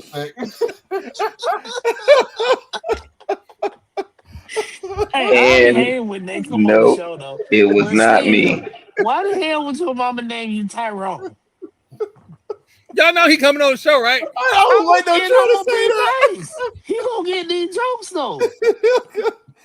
Look, these are you. You have if he is black, and I've only met. Look, I can't. I've never not met a non-black Tyrone. Me neither. I believe I've met a white Rodney, and he was a little shysty. But Told you. anyways, if he's been black his whole life, he knows you're gonna get joked on. Everybody catches jokes. You're black. Yes. I had an uncle named Tyrone and we let his ass have it too. For the fans who are like kind of trying to figure out like why am I reacting the way that I do? Because he don't want he on don't Fat want Mouth to get Sports. rejected. We on a regular basis shoot at everybody. So Wow. even friendlies catch fire. Yep. Everybody. So that's why I'm the one that send the emails. Mm-hmm. And we have yet, and again, Trav, it's me, it's your boy. Like, it's okay. You can like answer the email. Like, I just, I don't want nobody to think that I ain't trying to get Jackson State on the show. I just, I sent the email. I don't know what happened. They don't respond. What? They don't respond. We respond. I don't know what I don't know. I think Dennis is just a regular white guy. Dennis is just a regular white guy. What about Dennis? He's a good guy. I Hey, think he got a little shout Irish out, in you his know what? family. Fuck all that. Y'all talked all that shit. Shout out to Dennis with them new signing, the recruit signing graphics. Those That are shit fire. fire. That's Fish is fire. supposed to motherfucking swim. I am not finna okay him because he finally did his damn it. goddamn job. Y'all know that ninja in love. I'm in love too, but I still take my ass to work every day. Don't do a boy like that. That's my boy. He has done more for this podcast than that dude in He Canada has. Junior. And guess what? He getting these motherfucking jokes too. Oh God. Is there God. equal opportunities? Hell yes. Oh my God. What's the other playoff game? Is Oregon and Indiana? Yes. Yeah, Yes. and Yes. Which is crazy. Indiana in that one. I was today years old when I realized Oregon's last game was in Miami. If Oregon wins, they go back to Miami. Oh, that's crazy. My coworker's an Oregon grad. She like, we missed the game because a previous. I was like, ooh. Shit. She was Hey, like, y'all pray for me. I gotta go to Duval this weekend. The last time Buffalo was in Duval, they was fighting in the stadium. So this finna be interesting. Hey, hit me up because I'm gonna be over there too. Okay, I'll hit you up. But I'm gonna be honest with you. I'm gonna go with Oregon.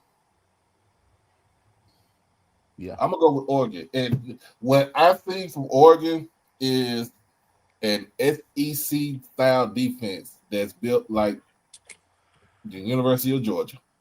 but that's partially because they came down here and they got the speed and they put the speed at some of the key positions. Like they go to California, they come to Florida, they come to Texas, they get the best of our players, and then they bring them up there to Oregon and use that Nike money to keep them there.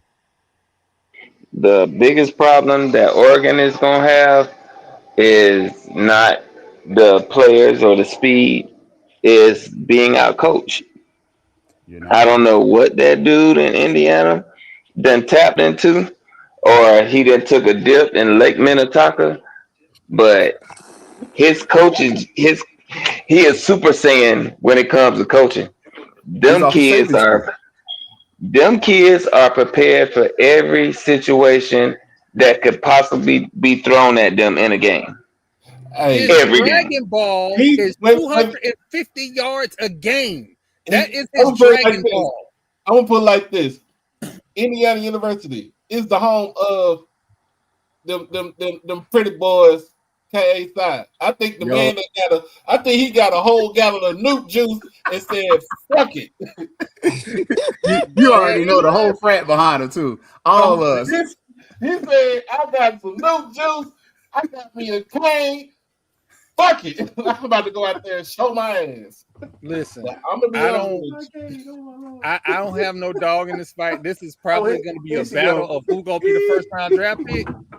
But that man, Oh goodness! Look, we here. they running the ball 250 yards a game. My bad. We here. Yeah. I don't. My whole thing is, I'm gonna be honest with you. It comes down to the QBs. Who's gonna go out there and make the play when it counts? Because the last game for Oregon, they relied more on their defense. They relied more on defense than their offense. Texas Tech for almost like 2.5, 3 quarters was pretty much keeping them in check. Basically, the Red Raiders was just giving away. They were giving away prizes. They were giving away turnovers. You get a turnover. You get a turnover. You get a turnover. Hey, I don't listen. And Texas Tech misses the benefit of having at a certain place. You still Texas Tech. I hate to say it. I'm not trying to be That's dismissive, true. but you're not Texas A&M or Texas, and so Lipstick on a pig is still a pig. that part, like they are still missing those guys on the outside. They don't have a Crabtree out there. They don't have a Wes Welker on the inside. Like they're missing that guy on the outside. or Amendola. Danny Amendola, and they don't have the offensive genius of a Pirate as a head coach anymore. So it's like you got good talent, but there's certain areas you still have to bring out to West Texas, and let's call a spade a spade. It's Lubbock, Texas. How many Florida boys? I don't care. You go party. You go party and love it for real. I'm gonna tell y'all the what has been shown to be the bearer of all of these different games is when you coach your kids up, they succeed. And you look at the teams that are in these playoffs, like Miami has an abundance of talent. Their quarterback had 130 yards passing, and it looked like they absolutely dominated Ohio State. On the defensive side of the ball, though, They running backs ran down their throat. Yeah. Cristobal can't coach worth a darn though. Like we've already established that. Like, he's not a great coach. A long time ago. But But do you trust the backup coach at Ole Miss? No. Like this, they ain't Lane Kiffin calling plays. Like Georgia never should have lost that game. That man looks like a fat version of Chaos from the Progressive commercials. Damn. Oh my gosh. I will say this though. I think you said you hit the nail on the head though, Marlon. Like the question with Miami, can Cristobal coach well enough to not get out coached? Because Ole Miss is really playing this game, and they're gonna be playing this with a coaching advantage. That's a crazy thing to say, that a non-experienced coach might have the coaching experience over Cristobal. I am going to tell y'all the secret to, like, I don't really give people plays if they betting on Hard Rock or whatnot. But if Ole Miss wins, they got to pay Lane Kiffin $1 million. Well, not Ole Miss, LSU. Well, LSU is still Lane Kiffin is still profiting off of Ole Miss. You know what? I shouldn't post this. This is wrong, but I'll allow it. He's on that booger sugar. That man is is higher than the dancers in Studio 54, and nothing will convince me otherwise. Hey, you know what? I'd rather have that man on the sideline being like that than shit. I'm about to say Jeremy Shockey, but he just a Looney Tunes shit. He is. Yes, he is. I am enjoying convicts so, versus Confederates is that's a racist shit. We're not even talking about that. In this case, I am cheering for the convicts. Let's go. It's all about the Ibis. It is. It's all about the Ibis. They gotta beat their ass for that. I am not a fan of the Ibis, but Michael Irvin, with everything that he got going on at home with his wife, allow him moments of joy. I have no clue what he got going on at home with his wife. His wife Sandy has Alzheimer's. She has Alzheimer's. Okay. All right. So he's the primary. He's a caregiver, and whenever he gets out, he outside. I got you. I got you. I ain't mad at that. No, I mean that. Caregivers are unsung heroes a lot of the time. Precisely. So, yeah. And as much bullshit that man has been through in the 30-something years that he's been in Dallas, that woman ain't left his side not one time. No, she hasn't. Nope. And it ain't even about. To me, with Sandy, it wasn't even about the money. It was about I married this man for thick, for better or worse. Yeah. Thick, thin. She lived up to her vows. Mm-hmm. Now Michael Irvin is gonna be living up to his vows. They'll do us apart for sickness and health. Because look, sometimes when you at home, when you at home with somebody that's dealing with something like that, you gotta get out sometime. Oh yeah, you gotta get out sometime. So yeah, you're not gonna hear me say nothing bad about Mike and his antics. I may laugh, but you're not gonna hear me say nothing bad about it. Hey, Belt the Ass is the Belt the Ass. He stole that from FAMU. He stole that from FAMU though. He stole that from Marcus Riley. It's all right. It's all right. Let him have a moment. Let him have a moment. So this upcoming week, if you follow me on social media and you're not an HBCU fan, the SWAC has a huge week of games this week. I'm not so sure about the MEAC. Talking about basketball? Basketball. This SWAC's still messing that up. Oh, big. Never mind. Grambling is playing Bethune-Cookman. So that's a who is who game. Are you for real or are you not for real? Early in the season. So that game is important. Grambling State still looks impressive.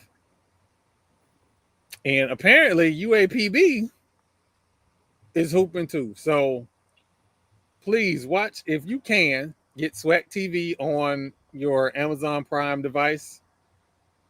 Get SWAC TV and enjoy the games. And enjoy the games. But let's call a spade though. Like the SWAC and the MEAC are definitely fumbling the bag on this. Like first and foremost, scheduling, and we say this every year. You can't keep fumbling the bag on scheduling and being this lazy. Like you're lazy. FAMU, Cookman, Southern, Grambling, Jackson State, Valley, your rivals should never open up the season against each other when nobody's on campus. Like you're fumbling the bag. It's a terrible thing. It's a bad look because as packed as that gym could have been, and granted, we all watched the Cookman game. There was nobody there as far as like, and the gym only sit like 500 people, and it still looked half empty. That gym sit 500 if you put people on the stage. So it's like the gym was half empty. Like that game needs to be moved back at least 2 or 3 weeks. And then the other part that I feel like the MEAC and SWAC are missing on, especially when you have a Maryland Eastern Shore, a Compton State. We talked about on other spaces, bringing in a Chicago State into one of these conferences, probably the SWAC, and a Tennessee State. How do you not, on the backs of... We don't need no more damn Tigers in the SWAC. Nah, we need that money though. We need that money. We need the money. We need that market. Somebody need to change the goddamn mascot. We need the Nashville market, and when that Chicago market and the SWAC would be huge. But how do you not have a MEAC SWAC the Atlanta shoot-off? market too? Add the Atlanta market. Yes, but how do you not have a MEAC SWAC shoot-off on the backs of the Celebration Bowl? Like literally, the week of the Celebration Bowl, either that week or the week after, you should have the MEAC and SWAC basketball schools playing against each other. You could call it the MEAC SWAC shootout, just like the ACC and the SEC do, and the Big Ten and the SEC, and make it to where it's an HBCU thing. If you can get some sponsors, you can bring the little pep bands and kind of make it a whole thing where it's another celebration of HBCU culture, and it's also something that makes money. And I feel like that's just something we're fumbling the bag on, because we spending so much time barnstorming, whereas take out 2 of those games, play each other, put the money back in your own pockets, play at a neutral site, maybe even play in Atlanta that weekend, and take advantage of the fact that people are already there, and have a little basketball weekend the week of the Celebration Bowl. But that's forward thinking and being creative and scrappy that we seem to lack at decision making levels, and not just our institution, but all of the institutions for some weird reason. Side note, I know I trashed the Roku SWAC TV app. As I am finishing up my Roku app, it ain't SWAC TV, it's the platform. Yes. So because HBCU Go was fire on the app and on the I was watching it on Amazon Prime. That was fire. I can't take nothing away from them. Like, we talked. I just definitely dumped on the SWAC a little bit and the MEAC for not missing money, but they that looked good, and the cameras was crisp at that little 500 seat gym. I mean, and you can only do so much because the cameras are really close to the floor too. Ain't like you got a lot of space, so well, they got, you've been there. They got the cameras on the floor, and then they got those 2 that they got, at the top row, if you will, on the visitor side. Yeah, because you got the guys in the roller chairs, and they do that at South Florida too. So I wouldn't even. Yeah. That's not a shot. They do that at the big schools too, and dudes sitting in the roller chairs on the floor. Yeah, so they can get them under the basket shots. Yes. And the next time I work the USF game, I'm gonna make sure that I get me a pillow, because that floor is hard. Yeah, I ain't know they had y'all sitting on the floor, bro. They had y'all on the floor? They had me on the floor because I had my camera taking pictures. Yeah, I was on the floor under the basket. On the floor. Well, and the thing about USF, their floor is raised a little bit. So like I was doing stats there, and so it's bad because the stat table, granted, I ain't but 5 foot nothing, but we're sitting below a little bit. So you're doing this the whole game. So I'll be back next week. Vanderbilt. Yeah, it ain't that bad, but yes. It ain't that bad.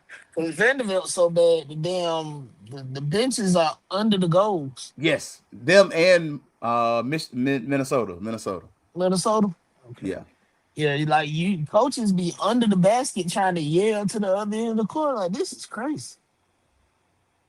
Now, I do want to say, like I said, the app, the Fat Mouse Sports Roku app will be live one of these days, that I can like slip it in, because it requires me to be at my desk for probably about 4 or 5 hours, and I'm kind of on restrictions. And I make that joke, but I want people to understand something. Going through this whole prostate cancer thing, going in, I said that I needed to tell people about the process, because a lot of us don't get the help that we need because of everything that goes into it. Because the first thing you hear is, oh, I won't be able to have sex for 6 months, and I'm going to be incontinent for X amount of weeks and all of this stuff. understand that your people want you here. And I have somebody that let me know every day that Ash not gonna be raising himself. So you gonna be here. And I'm thankful for that. But I also want y'all to understand that this is a process. And it is both a mental process and it's a physical process. Like me sitting in this chair for 2 hours, this is great.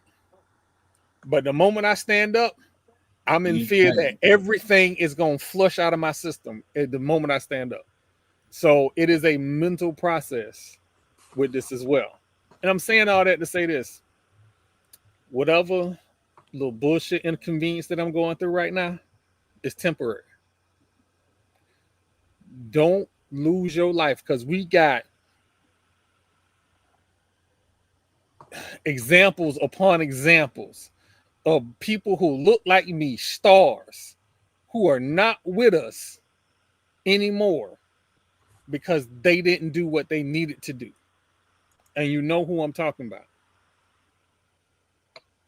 It's cancer. In my mind, cancer was never supposed to be my calling, was never supposed to be, hey, protect yourself. I just happen to be here, and I know somebody is going through this or thinking about going through this, and they're thinking that they don't need to do it. Your job is to be on this planet as long as possible so your family can enjoy you and learn from you as long as possible. It's called a gift of life for a reason. Don't throw that gift away. So when you see me rambling on Twitter about how that lady won't let me work, it's just jokes. I made dinner tonight. She been trying to make dinner every night since I got out the hospital. I made dinner tonight. I got tired of that shit. I can make dinner, damn it. Now, granted, I can't be out there with a chainsaw cutting down no bamboo, but it's okay. It'll happen. It'll happen. I might even sneak around and do some yard work. Sit your ass down somewhere, Troy. Let me help you, bro. Look. So sit your $5 ass down. Right. But give it 3 weeks. Screened. Yeah, get screened. I pray for the best, but understand the worst. If it's caught early, this is nothing. 6 months is nothing. We're talking about now to another football season. I'm already looking at fur coats for December. 6 months. I can do 6 months on my head. Shit, I'm about to call my tailor in the morning. So that man said he gonna get the Michael Irvin fur coat. I ain't gonna lie. Don't let us go to the celebration bowl. I one of my line brothers. Yeah. I might have to give you a little custom something done right there. Exactly. I'm about to call my tailor. Just know it's gonna be Stacey Adams in full length fur. Just know. Not Stacey Adams. I thought we gave up on Stacey. If you wear Stacey Adams in that cold ass weather in Atlanta, you gonna need to go to your doctor about your feet. I'm about to say, Stacey ain't comfortable. I gave up on Stacey because Stacey gave up on me. Listen, Stacey's just look like how women say they got shoes that they just look good in and they kick them off. Stacey's is good for 1 hour and 25 minutes. At 1 hour and 30, I'm at them shoes. I don't have that problem with my cowboy boots, and I just bought me a new pair of snake skins. I'm ready. I want Stacey Adams to make some cowboy boots. If y'all hear me, make me some cowboy boots. They're not gonna be comfortable. They're not gonna be comfortable. They're not gonna be comfortable, bro. You just gonna have to go. I'm gonna have to take you to Culver's, or we're gonna have to go holler at Dan Post, and we're gonna get you a pair of good boots. Stacey ain't gonna do cowboy boots, right? Stacey barely does dress shoes right. Listen, my Stacey Adams have never led me to fall. They never let me fall, but it sure hurt my feet. You gotta listen. You gotta make sure if you have wide feet, get wide feet, Stacey Adams. I have wide feet, Stacey Adams. Y'all know you gotta be some kind of old to be on On your soapbox, touting Stacey Adams. You can't go in a regular store and find no Stacey Adams. Sure can't. Got to find them things online now. No, You have to it's go still to some the K and G's. It is yeah, still you have some to go K to and G's out there. K and G's or the Right. M&R. M&R, And they I got me too. said a regular store. Right. Because It's a look, K and G in every major city in Florida. I'm straight. not in Tallahassee. No, That's we not got a major M&R in city. Tallahassee, bro. Wait a goddamn minute, Troy. We got 2 K&G in Orlando. No, 3 of them. I think they 3. closed one. First of all, it's called M&R, and it's out there on Capitol Circle, right next to it's right next to the Land Seafood Market. Wait. Oh, the Cap, one owned by the Asian people. yeah, it's out Yeah. there. They do you right. They ain't gonna hold you. They I do, yeah. and they got a tailor on staff. Oh man. Oh, there's a guy that makes custom big hats. So I shot him on he on Insta. No, he on Snap, not Snapchat. He on TikTok, and he did some Qs and some Kappa hats. I we might need to get a big hat. I'm just saying for the pod, might need to get a big hat. Just fur coat, full length fur coat, Stacey Adams, and big hat for the celebration bowl. Oh, I'm gonna be styling. They're gonna be like, what's this Mississippi pimp looking at being over here You for? you are the only person who got excited about that ensemble that you just put out The there. extraness Oh my of people god. that are affiliated with SWAC institutions needs to be studied. I love it, but it needs to be studied. Oh my lord, Oh, that is hilarious. Oh my god. I do know. I don't work at. Y'all would not put me in no FAMU hat. Y'all would not put me in no FAMU shit. No, Fat Mouse Sports hat. Fat Mouse Sports hat. Let's He make said a a bet. fat mouse sports hat. Yeah, I was about to say Oh, I don't bet to wear nobody else's uniforms or colors. I don't do that. Absolutely not. No. You might get me to bet a lot of shit. But I'm if not anybody listen. say anything about put on Bethune nothing, then we might as well get in the field. We finna fight. well, I'll wear it. It's gonna have a fuck you stamp all over it, but I'll wear it. hey, I let's get stick to into what I let's know. get Eyebrows and into chest supporter hair. news. Let's get into supporter news before we roll up out of here. Oh, the kid from Southern, The receiver that's the going to receiver Boise from State. Southern. Yeah, he's going to Boise State. Darren Moore, Mister Yeah. Mister, not impressed. It, We not impressed with your stats, son. the hold on, there's another one. There's a wait. Who was the coach that called out? Oh my god. Talk about Tremaine Jackson. Talking about No, there was a I coach. don't talk to agents. Hey, TJ can't lie yet though. No, there's a coach. He's at a D2 HBCU. No, I'm sorry, I take that back. He's at Stetson. That's because they ain't got no money. They shouldn't have an opinion on shit. They don't That give was nobody no calling out. football scholarship for nothing. They was calling out a D1 school tampering with their players. That's because you don't give those kids any You don't scholarship give them no money. fucking scholarship. Like That ain't tampering. you want to be in the fake Ivy League, so you in the Pioneer League, and y'all don't give those kids no scholarship money.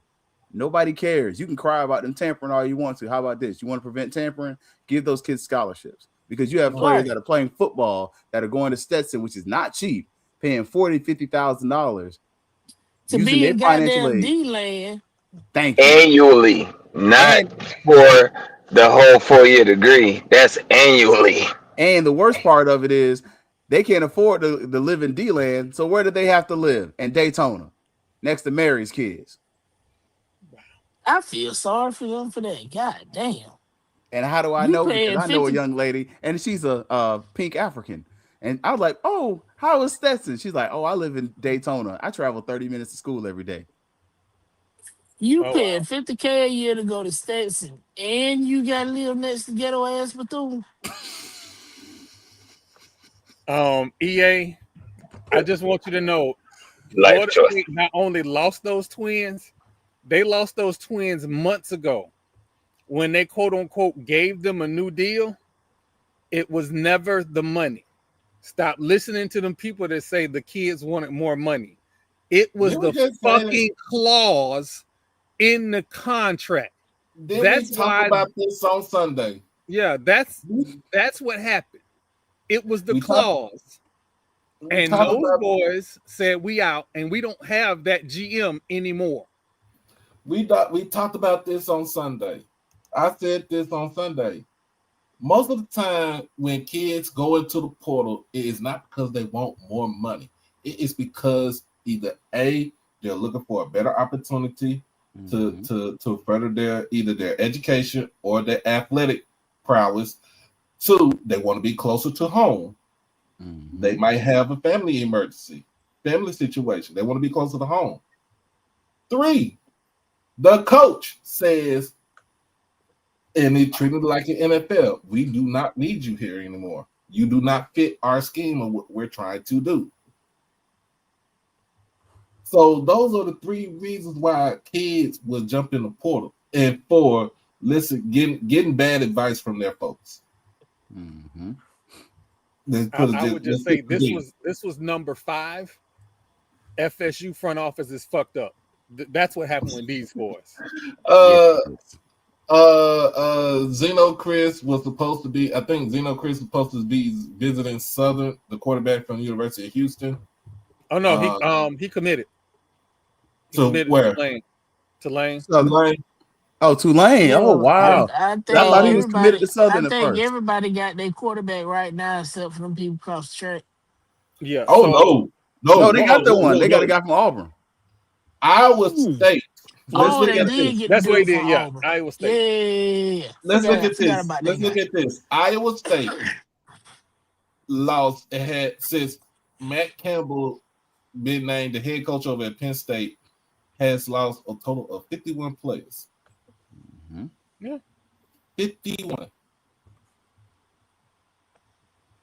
Meanwhile, you got a quarterback from Cincinnati, Brendan Thorsby, getting a $5 million NIL deal to go to Texas Tech on a 1-year rental. And they still gonna lose if you don't get any type of playmakers in there. Mm-hmm. I just I know, got Joey. pissed off. Hey, you know what? A week ago, we did a show on roster construction. Yep. Here we are again. I think also kind of leaning into that, what you're also seeing is, and we've seen this for the past couple of years, is as much as we're seeing the transfer portal, that the biggest thing is you're not seeing the amount of high level offensive linemen in the portal. Right. Like, and you'll notice consistently the high quality offensive linemen stay where they're at. Now, defensive linemen move a lot, but when it comes to the trenches and your most important positions, defensive tackle and interior and offensive line, see a lot of movement. They're not going nowhere. And the best schools keep their guys. Now, running backs, they get jettisoned all the time because I ain't gonna lie, I'm waiting to see when CJ Baxter commits to Florida State if he coming to Florida State. But you're gonna start to continue to see like. Is that the kid from Texas? The guy from Texas, from Orlando Edgewater. He committed. I mean, but that's because Where'd he committed to Florida State. I knew he would. I told my wife. But that's that was the big 100%. Thing. We got a running back. They got 2 running backs. Remember, y'all. We didn't need a running back. We needed a quarterback. Well, no, y'all needed a running back. Y'all damn running backs. We had running back by committee. We didn't need a running back. We needed a big old defensive tackle. Running back by committee working. No. Well, Cam was hurt. That's part of it. So your second back was hurt. You only had that one. Is he back? The star running back? Yeah, he's back. Cam is in the transfer portal. He committed somewhere. But we needed a big defensive tackle for that ridiculous 3-3-5. And we needed, oh, by the way, if you entertaining a linebacker that weigh less than 155 pounds, or at least that's what he looked like. What are we doing? Because FSU don't develop linebackers. You said it earlier in the show. They haven't developed linebackers since Derrick Brooks. Don't do that. Don't do that. Don't do that. No. We had Ernest Sims. Man, we had some linebackers, man. Don't do that. Yeah. Ernest Sims, he a Tallahassee hero. Ernest Sims and what his name? That's Nicholson. FSU stopped developing linebackers about, really honestly, once Jimbo left. When Jimbo got his heart broke and that woman cheated with a black man, he was done. It was over. That's when FSU started falling off. They still together too. That's what makes that even more crazy. That's wild. I thought. Ironically, me, Troy, and Earl. No, it wasn't Troy. Me, Earl, and saw both of them together at the Orange and Green game 2 years ago when Lil Jimbo was on the roster. Dang. Yeah. Well, in other news, since we talk about, let's get to the SWAC. Cam Salas for Jackson State was in the portal. He got talked out that bitch. It's a lot of players coming out the portal. But that running back Jackson State had, didn't he commit to Purdue? Yeah, yes. Travis Terrell is at Purdue. He's going to Purdue. They ain't been good since Drew Brees. I don't care what you say. But I told y'all that Isaiah Knowles was going to commit to FAMU. He was following the coach. Yeah, but he's not the only one. We also got a 6'1" QB out of Locust Groves. Yes.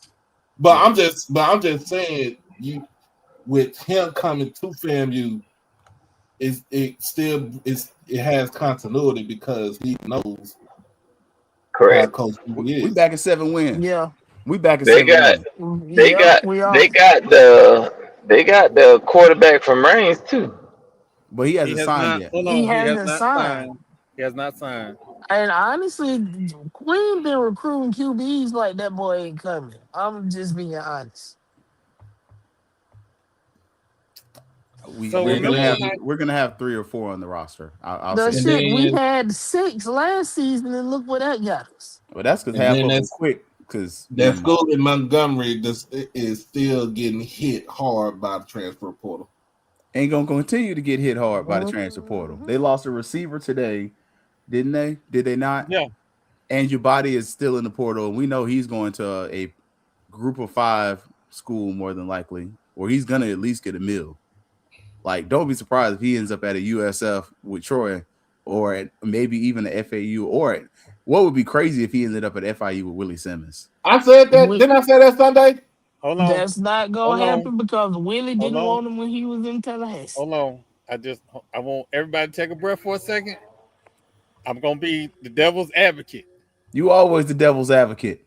Just about to say that. What else is new? I don't know if anybody's paying attention. The big name quarterbacks are gone. Yeah. That second tier level of quarterbacks are starting to get run on. If he does not get out in this group of quarterbacks, I'm getting concerned. Not concerned that he won't find a landing spot, but concerned that it won't be a Big 12 or a AAC school. It may I wouldn't worry about that. I wouldn't worry about the AAC because, again, that's why I said group of 5, because you have schools like Cincinnati.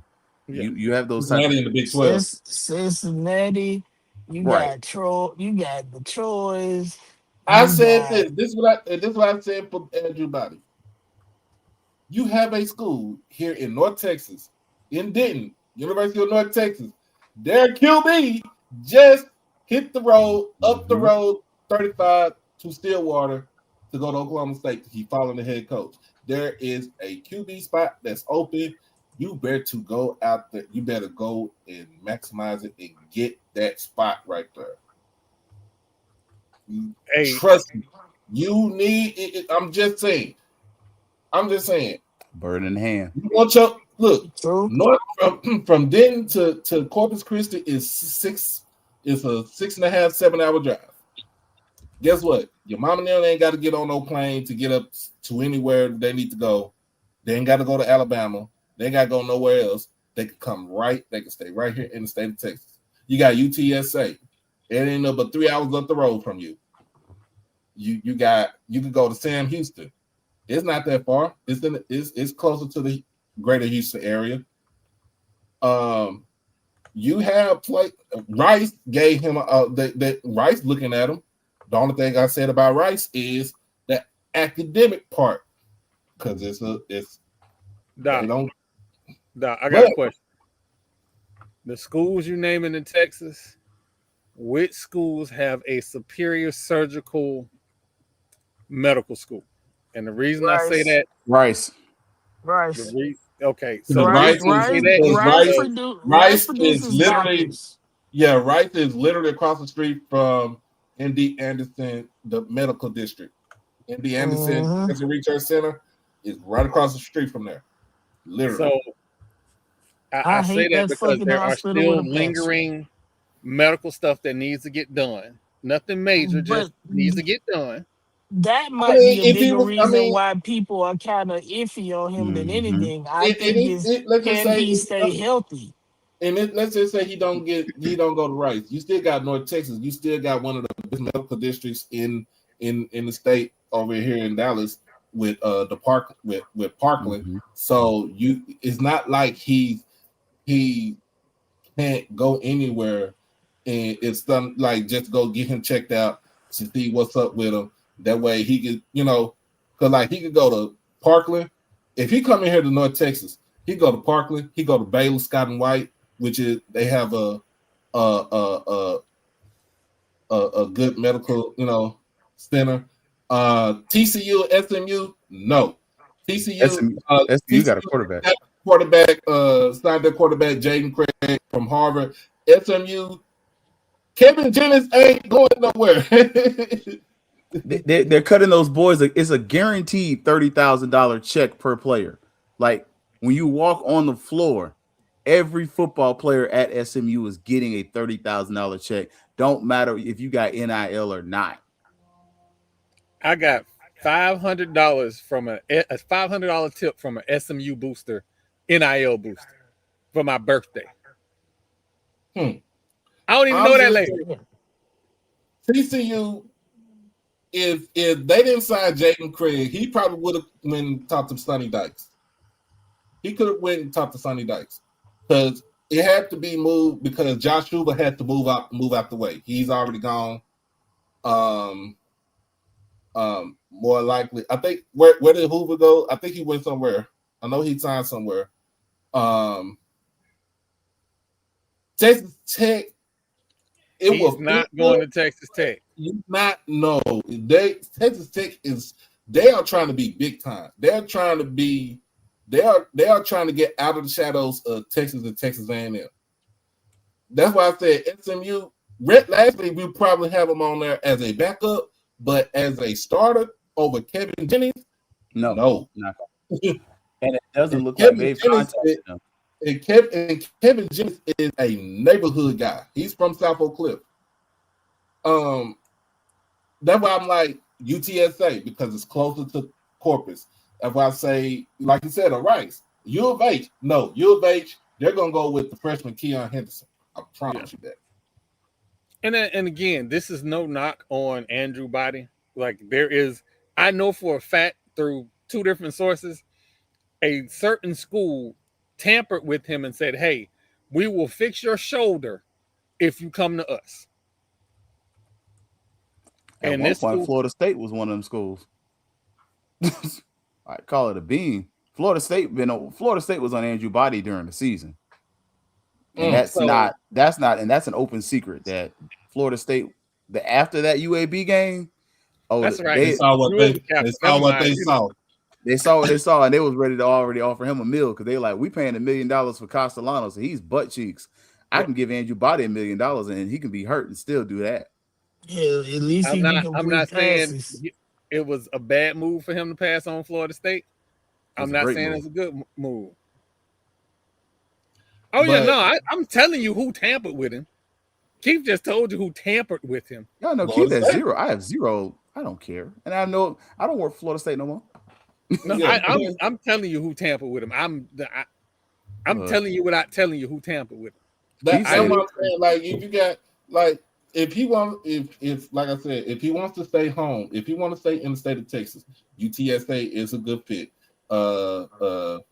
Sam Houston is another one.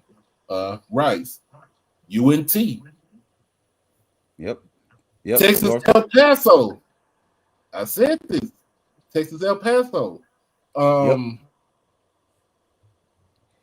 mean, he might have Baylor. Baylor not hitting on what it was back from when Art Browse was there.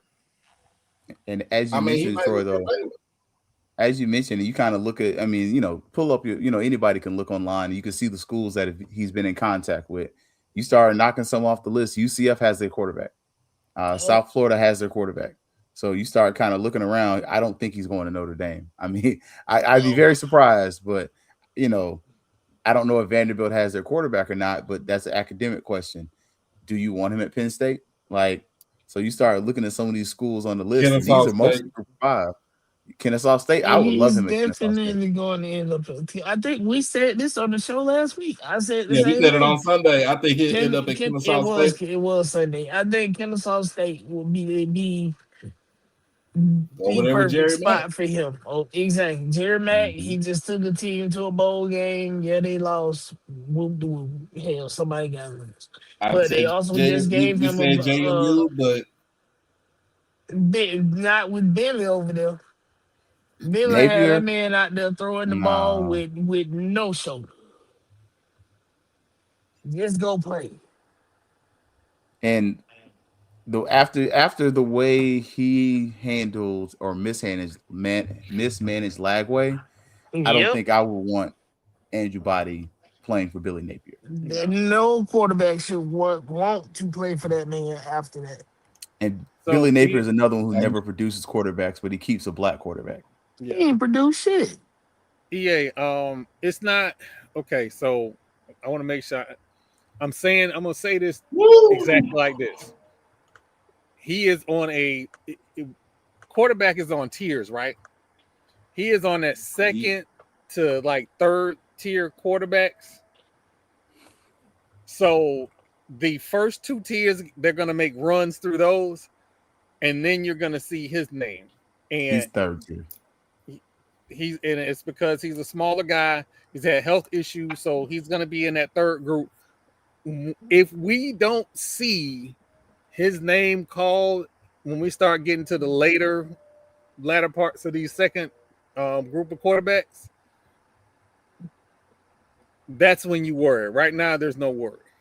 I mean, but you still have Georgia State. He should be able to go back to Alabama State.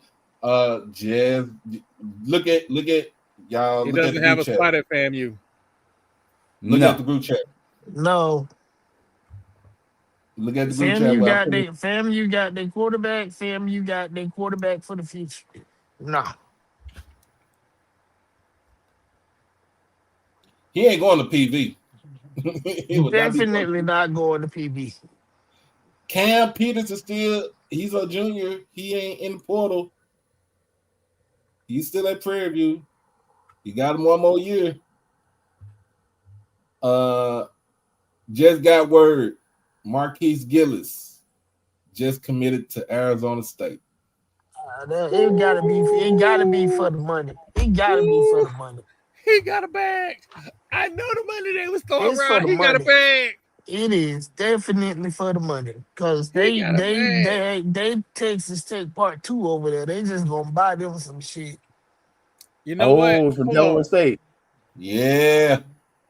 Hold on. You know what? And he's 6 feet. He's not like a overly sized receiver. But he's 6 feet, but he's 215 pounds as a running back. Yeah. Dang. Listen, and he built though. He built. Arizona State coach who used to be at Florida State. Shut up. Stop lying to people about woe is me. We know what you got over there. Talk about Dillingham. The Yeah. best thing about Dillingham gets modern recruiting. That's one of the things that a lot of people don't understand. Mm-hmm. He understands with the transfer portal. You know what? Cool. You want to be in the transfer portal? That's cool, but you can still come here. You can still play. He understands. I don't know if y'all saw. I forgot what school it was. Where they put up there. I believe it was University of Nevada, where he was like, "Yeah, they came here to Nevada. They got developed, and they left us and went to this school, and now they're getting paid this amount of millions of dollars." Like, it sucks for people to kind of understand this, but we have to get to a place where you realize you are now a farm system. And if these kids want to stay, let them stay. But if they come and get developed and go do greater things, that opens up a roster spot. And I think Troy has said it. I've heard others say it, and I agree with it. We need to get to a place where these larger football teams and even the smaller football teams, if I am developing your players and I am paying them NIL, there should be a development fee associated with these players' transactions. You gotta pay me some sort of fee.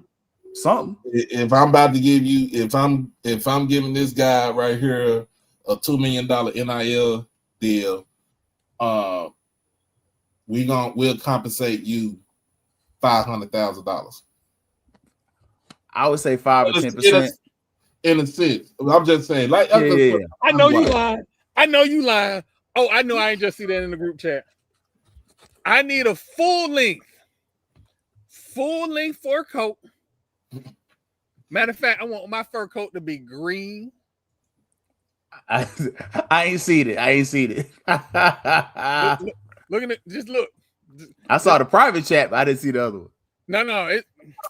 That's 740. If that's 747, land back at Tallahassee Regional Airport, and we have yeah. You know what? I know we are you talking about what we talked about Sunday? No, I put in the group chat. Because I realized like, that one. Because we do have Ron Dugans on the coaching staff. Hold on now. How the fuck y'all get Ron Dugans? He from Tallahassee. He went to FAMU DRS. So I don't know if I said it on the air, but FAMU football players and Florida State football players, forget all the bullshit. Like, they know each other and they hang up. Oh, sorry, Troy. Yeah, it just got serious. It got real serious. I'll bet some chest hands. See what I'm saying? It got serious. It's serious. Now you talking my language. But so Ron, like, they know each other, right? Let's just keep it a book. Boucher was out here telling everybody who the coach was gonna be when we was all trying to be secret squirrel. Like, so they all know each other. They all hung together. They've coached around each other. So they played together. Yeah, played together. So Ron being on the coaching staff is not like, it's a good deal, even though I have some reservations about it, but that's a Florida State thing, not a FAMU thing. It's a good deal. Particular Ivy is going to be on the coaching staff. The running back coach potentially. Yes, he's supposed to be confirmed. Now I ain't gonna lie. I said it. I'll say this up front. And Troy, I said I want Ed Reed as a defensive back coach. I do not want him as a head coach because I think for him, look, Troy's normally devil's advocate. For I ain't no devil's disclosure, advocate. That's his frat brother. He is my frat brother, and he's my Sands, actually. He crossed the Grambling alumni. But I think him coming through his place like FAMU as a defensive back coach, it shows a level of commitment. It's a stepping stone. He does this for 2 years, and then he goes to the next place. So I think that's where, for me, I would like him to come in as a defensive backs coach, have that experience, because now you start looking at FAMU's roster and coaching staff-wise, that's a lot of NFL coaches. And you got NFL coaches with serious ties to South Florida and who can walk into some of these rooms and show off some bling and some championship rings. And I think that matters because to me, that lands a little different. So I would love to have him or my classmate, Lincoln High School, class 2003, Antonio Cromartie. I want him on the staff as well, if possible. His dad was a AD at Edward Waters So like it's deep ties. They can go into Jacksonville. They can go into South Florida. They can go into West Florida and get some of this talent. Yes. Like I think they have put FAMU in the conversation when it comes to a lot of this talent here in the state of Florida by bringing Quinn. Quinn, Billy Roll, like you start looking like Quinn Gray, and let's call a spade a spade. Quinn Gray's dad is known for in South Florida. Quinn Gray's really not known like in South Florida as a coach. He's more known as a player. As a player. As a coach, Quinn Gray's really known in North Florida because he coached at my school. He coached at Lincoln. Then, he was gone other places. And so you start looking, and he also has ties to schools like Manatee High School, where you have Jaquez Green, the former University of Florida receiver. He's the head coach. Jaquez Green coached at Lincoln. He coached at Godby. They coached against each other. So some of this stuff is where you're talking about relationships mattering. You're starting to look at the previous coach before Quinn Gray was Yusef Shakir. Shakir is a quality control guy at the University of Florida. So that's a tie in. That's a relationship to the University of Florida as well. So you're starting to kind of look and start to see how this roster is built. You have ties to football powerhouses, football hotbeds, and also those universities within the state that are producing players that are honestly telling people, hey, if you're not producing by year 2, go have a good one. It was fun. And these boys, especially if they got an NIL deal, they're coming to FAMU with money in their pocket. So really, the fact they don't get an NIL deal from FAMU, they're not really sweating it as much because I already got money. I'm just here to play ball. I'm trying to make it to the league. I'll get it out the mud, but I already got $100,000 in the check. So what's the big deal money-wise? I know I just derailed the whole podcast. I know I just derailed the whole podcast. Look, this year, this last 365 has been a rough 365 as a football fan. And I know all of 2026, I can't go across the railroad tracks because I know, because Marlo told me, moving a football coach whole house without his permission is apparently frowned upon.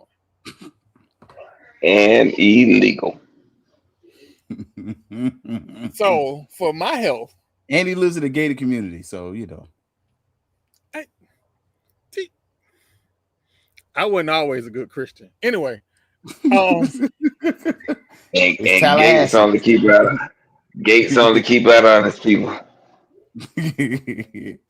So I know all of this good news on this side of the railroad tracks makes me not even have to look that way. And to be honest, Ash don't care too much about Florida State anyway, because if he say Florida State suck one more time, he might have to put his dukes up. But is he lying? As a Florida State fan. That ain't the point. He's not lying. Telling him Florida State paying for these shoes. Florida State suck. Florida suck. Everybody does not name the University of Miami in the state of Florida sucks. And I say that begrudgingly. So, but this is... I have love for all schools except for that school in Austin. I don't. I have all love for schools in the state of Texas except for that school in Austin. I have love for FAMU. That's it. That's my statement. Thank you, Marlon. I'm glad you left it there. If you are a private school in the state of Florida, you can go and take yourself on OBT and find any of those selections you want and have a fun time and not use any type of protection. And that's on Marvel. Oh wow. Yeah, we getting late, y'all. We getting late. We got, so because of the announcement that is happening at 12 o'clock on Friday, I may try to assemble the Avengers if we have something relevant to talk about. I don't want to just talk about, oh, they introduced the AD and the coach. If they have something relevant to talk about that we can dive into Friday, I'll try and assemble the Avengers because it'll be something newsworthy. If it's just, hey, this the coach, this the AD, I'm not gonna do y'all like that. That's I do it too. You know what? I'd be like, you know what? I don't want to go work on a Friday. And I told y'all your AD wasn't showing up to work on no J5.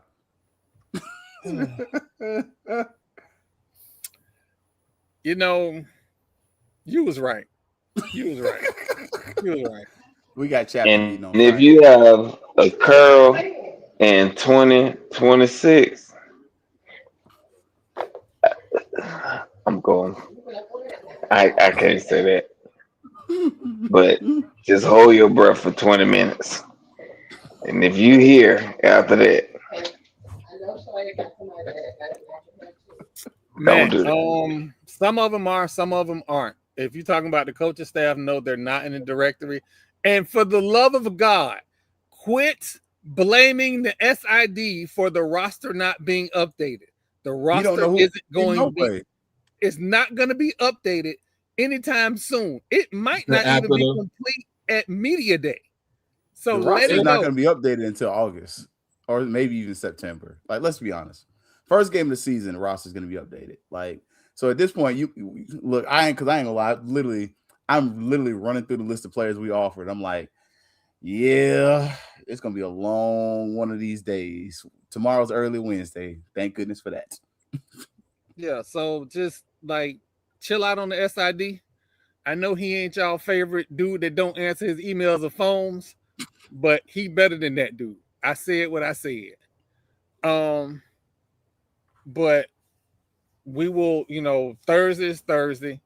If any other news come out, like because I have nothing to do, because I'm not allowed to do nothing, you might see me go live randomly because some news come out. I will try and give y'all a heads up, like 30 minutes heads up, and anybody want to jump on, that's fine. But definitely at the show on Thursday and possibly a show on Friday, I will keep everybody informed. Marla, you gonna be in Jacksonville this weekend? I am my aunt's anniversary. Okay. All right. So Marla will be in Jacksonville this weekend. I am going to be digging a ditch. I'm going to be digging graves and trying to find Jerry Jones over at Highland Park. So I'm waiting on that. You know what? I'm waiting on our cease and desist to come. That's what I'm waiting on. Because we've been hopscotching all over that line. No, you ain't saying no. You didn't say what some people said, and folks got their feelings hurt, and they don't like you no way. So there's a difference. If somebody don't like you, they're definitely gonna give you that cease and desist, and you insinuate something, but you don't verify something. I'm not being mean. I'm just saying whether it was true or not, I don't know, but them people don't like you, and if somebody don't like you, you already know what happened when you mess with them. They're gonna swing back. Yeah, that's true. So, again, we are on next Tuesday. Florida A&M's SID will be on here. We will discuss FAMU news and what it's like to be a SID at FAMU. And then hazed. It's like getting hazed. You know that white boy getting hazed. That's my boy. That's my dog. But Dennis is getting hazed. We will, and I'm giving y'all a heads up what I'm trying to do. I am trying to get both the brand new FAMU athletic director. I'm trying to get Jackson State's basketball coach on. I'm getting Devron on the podcast specifically to talk about Fang Exchange and NIL. I'm gonna keep my mouth shut.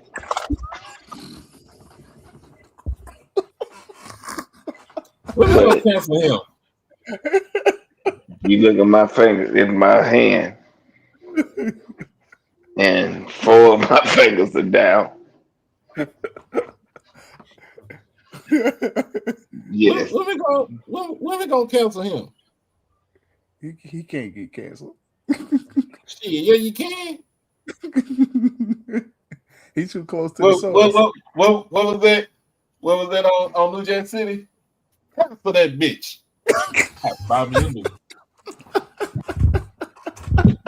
I think y'all just do this to watch me squirm at this point. They do it. Look, oh my Lord! You know, he got what, like two more years on that board. If we shared a locker room in high school and blood, sweat, and tears on the football field, and you can't take some commentary from me, I'm trying to. I don't want Trey to have an aneurysm, but you know. Oh goodness. Oh man. So again, those are. I'm afraid. I really want to get Marvel on the podcast. Marvel ain't on the podcast. I'll tell you right now. To get to Marvel, you have to go through her publicist first. I mean, you gotta go through that Tyler Ward situation. That ain't gonna happen. That part, that's why I was trying to. I even tried my back channels on that one. It was like, yeah, you got to go through the publicist for that. Well, okay. No, Marlo, no. Where's the mute button? God damn it!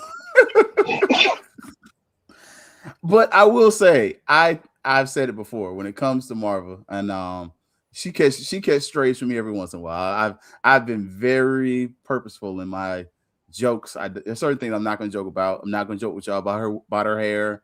I'm not going to joke with y'all about her, bodily features or anything like that, because that's a black woman still, right? But I do encourage her to, do the circuit, go to the ONG, come here on a place like Fat Mouth Sports, come things up, and talk to the people, because a lot of times what she and others don't realize is a lot of the people that are supporting you and the people that are sitting in the parking lot, they watch these shows here because this is where their voices get heard. And sometimes they can't articulate as well as we do. Like for us, we do this for poops and giggles. Like we grew up in church. We did all this other stuff. So we've been doing public speaking all our lives. We don't care.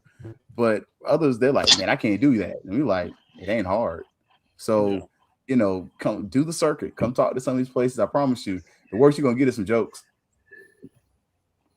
And the crazy thing about it is she don't understand what it means to be a rattler yet. Like she don't get it. Like when you in the fold, you could have been like you could have done so many other things to piss people off. But when you're in the fold, it's different. Right. It is different. Everybody wants you to succeed. Yes. And that's my only thing. Like I tell people all the time, if Marlo and Keith tell me she fam you, and you can't tell me shit else. So as long as she fam you, we ride. Like I want to see her do that. I ain't never seen nobody come to FAMU who a true FAMUan wanted to see fail. Right. Like they might be pissed off at their politics. They might be upset with some of the stuff they said or did in the past or how they got to where they at. But don't nobody want them to fail. No. And to Marlo's point, my line brother was like, she good. And I've told y'all before, her husband's cool as hell. Like before she was even the president, we were at C. Roger Wilson and just talking for like 3-4 hours and working. Like I ain't the Kappa's Kappa, but I'm active. I ain't one of them lazy t-shirt wearing niggas. I actually put in work and I hold an office position, and I don't just hold office. I do office, but like we were putting in work. And so he was like, you saw how he was? I'm like, yeah, she worked. I'm like, okay, you say she good, she good. So not telling y'all she good, but I'm saying nobody's rooting against her. Like, as Marvel said, we may not love how you came to FAMU, but you here. And me rooting against you is rooting against FAMU, and I'm never going to do that. Ever. That's real. That's weird. That's real shit. That's real shit. All right. I know we ran long tonight. I want to appreciate the 114 that's in the building tonight. Thank you so much. Again, Thursday night, possibly Friday night. Also, check out Fangs Up Podcast. When's your next show, Keith? Thursday, I'm literally putting together this recruiting list right now. It might be a Sunday recruiting list because we have offered I think I'm up to 30 kids right now, just on offers, not the little full commitments, along with the basketball team that slid an offer in there too. So, but Thursday, we will be right back on the HBCU Digital Network doing our thing, and looking forward to some more things, and hopefully, prayerfully, we will have this call line set up by Sunday. All right, Doc, when is your next show? More likely. I say give or take Thursday. Okay. Well, with us, Thursday or Friday. If we do Friday, I do Friday too because it's college football playoffs Thursday and Friday. So again, be on the lookout for those extra shows. And then check out what I got on TikTok. People is married on this show. Again, for everybody. What? Hey, man, What the hell you talking about? What the hell happened? I don't know. For everybody that is, when you do that, when you do that cell phone thing, it get wild. For everybody to watch the show, I want to thank y'all again for all the prayers and loves. For myself, Keith, Fangs Up Podcast, HBCU Digital Network, Doc Holiday, HBCU Overdrive, myself, Marlo from Fat Mouth Sports. We are out. What in the absolute hell just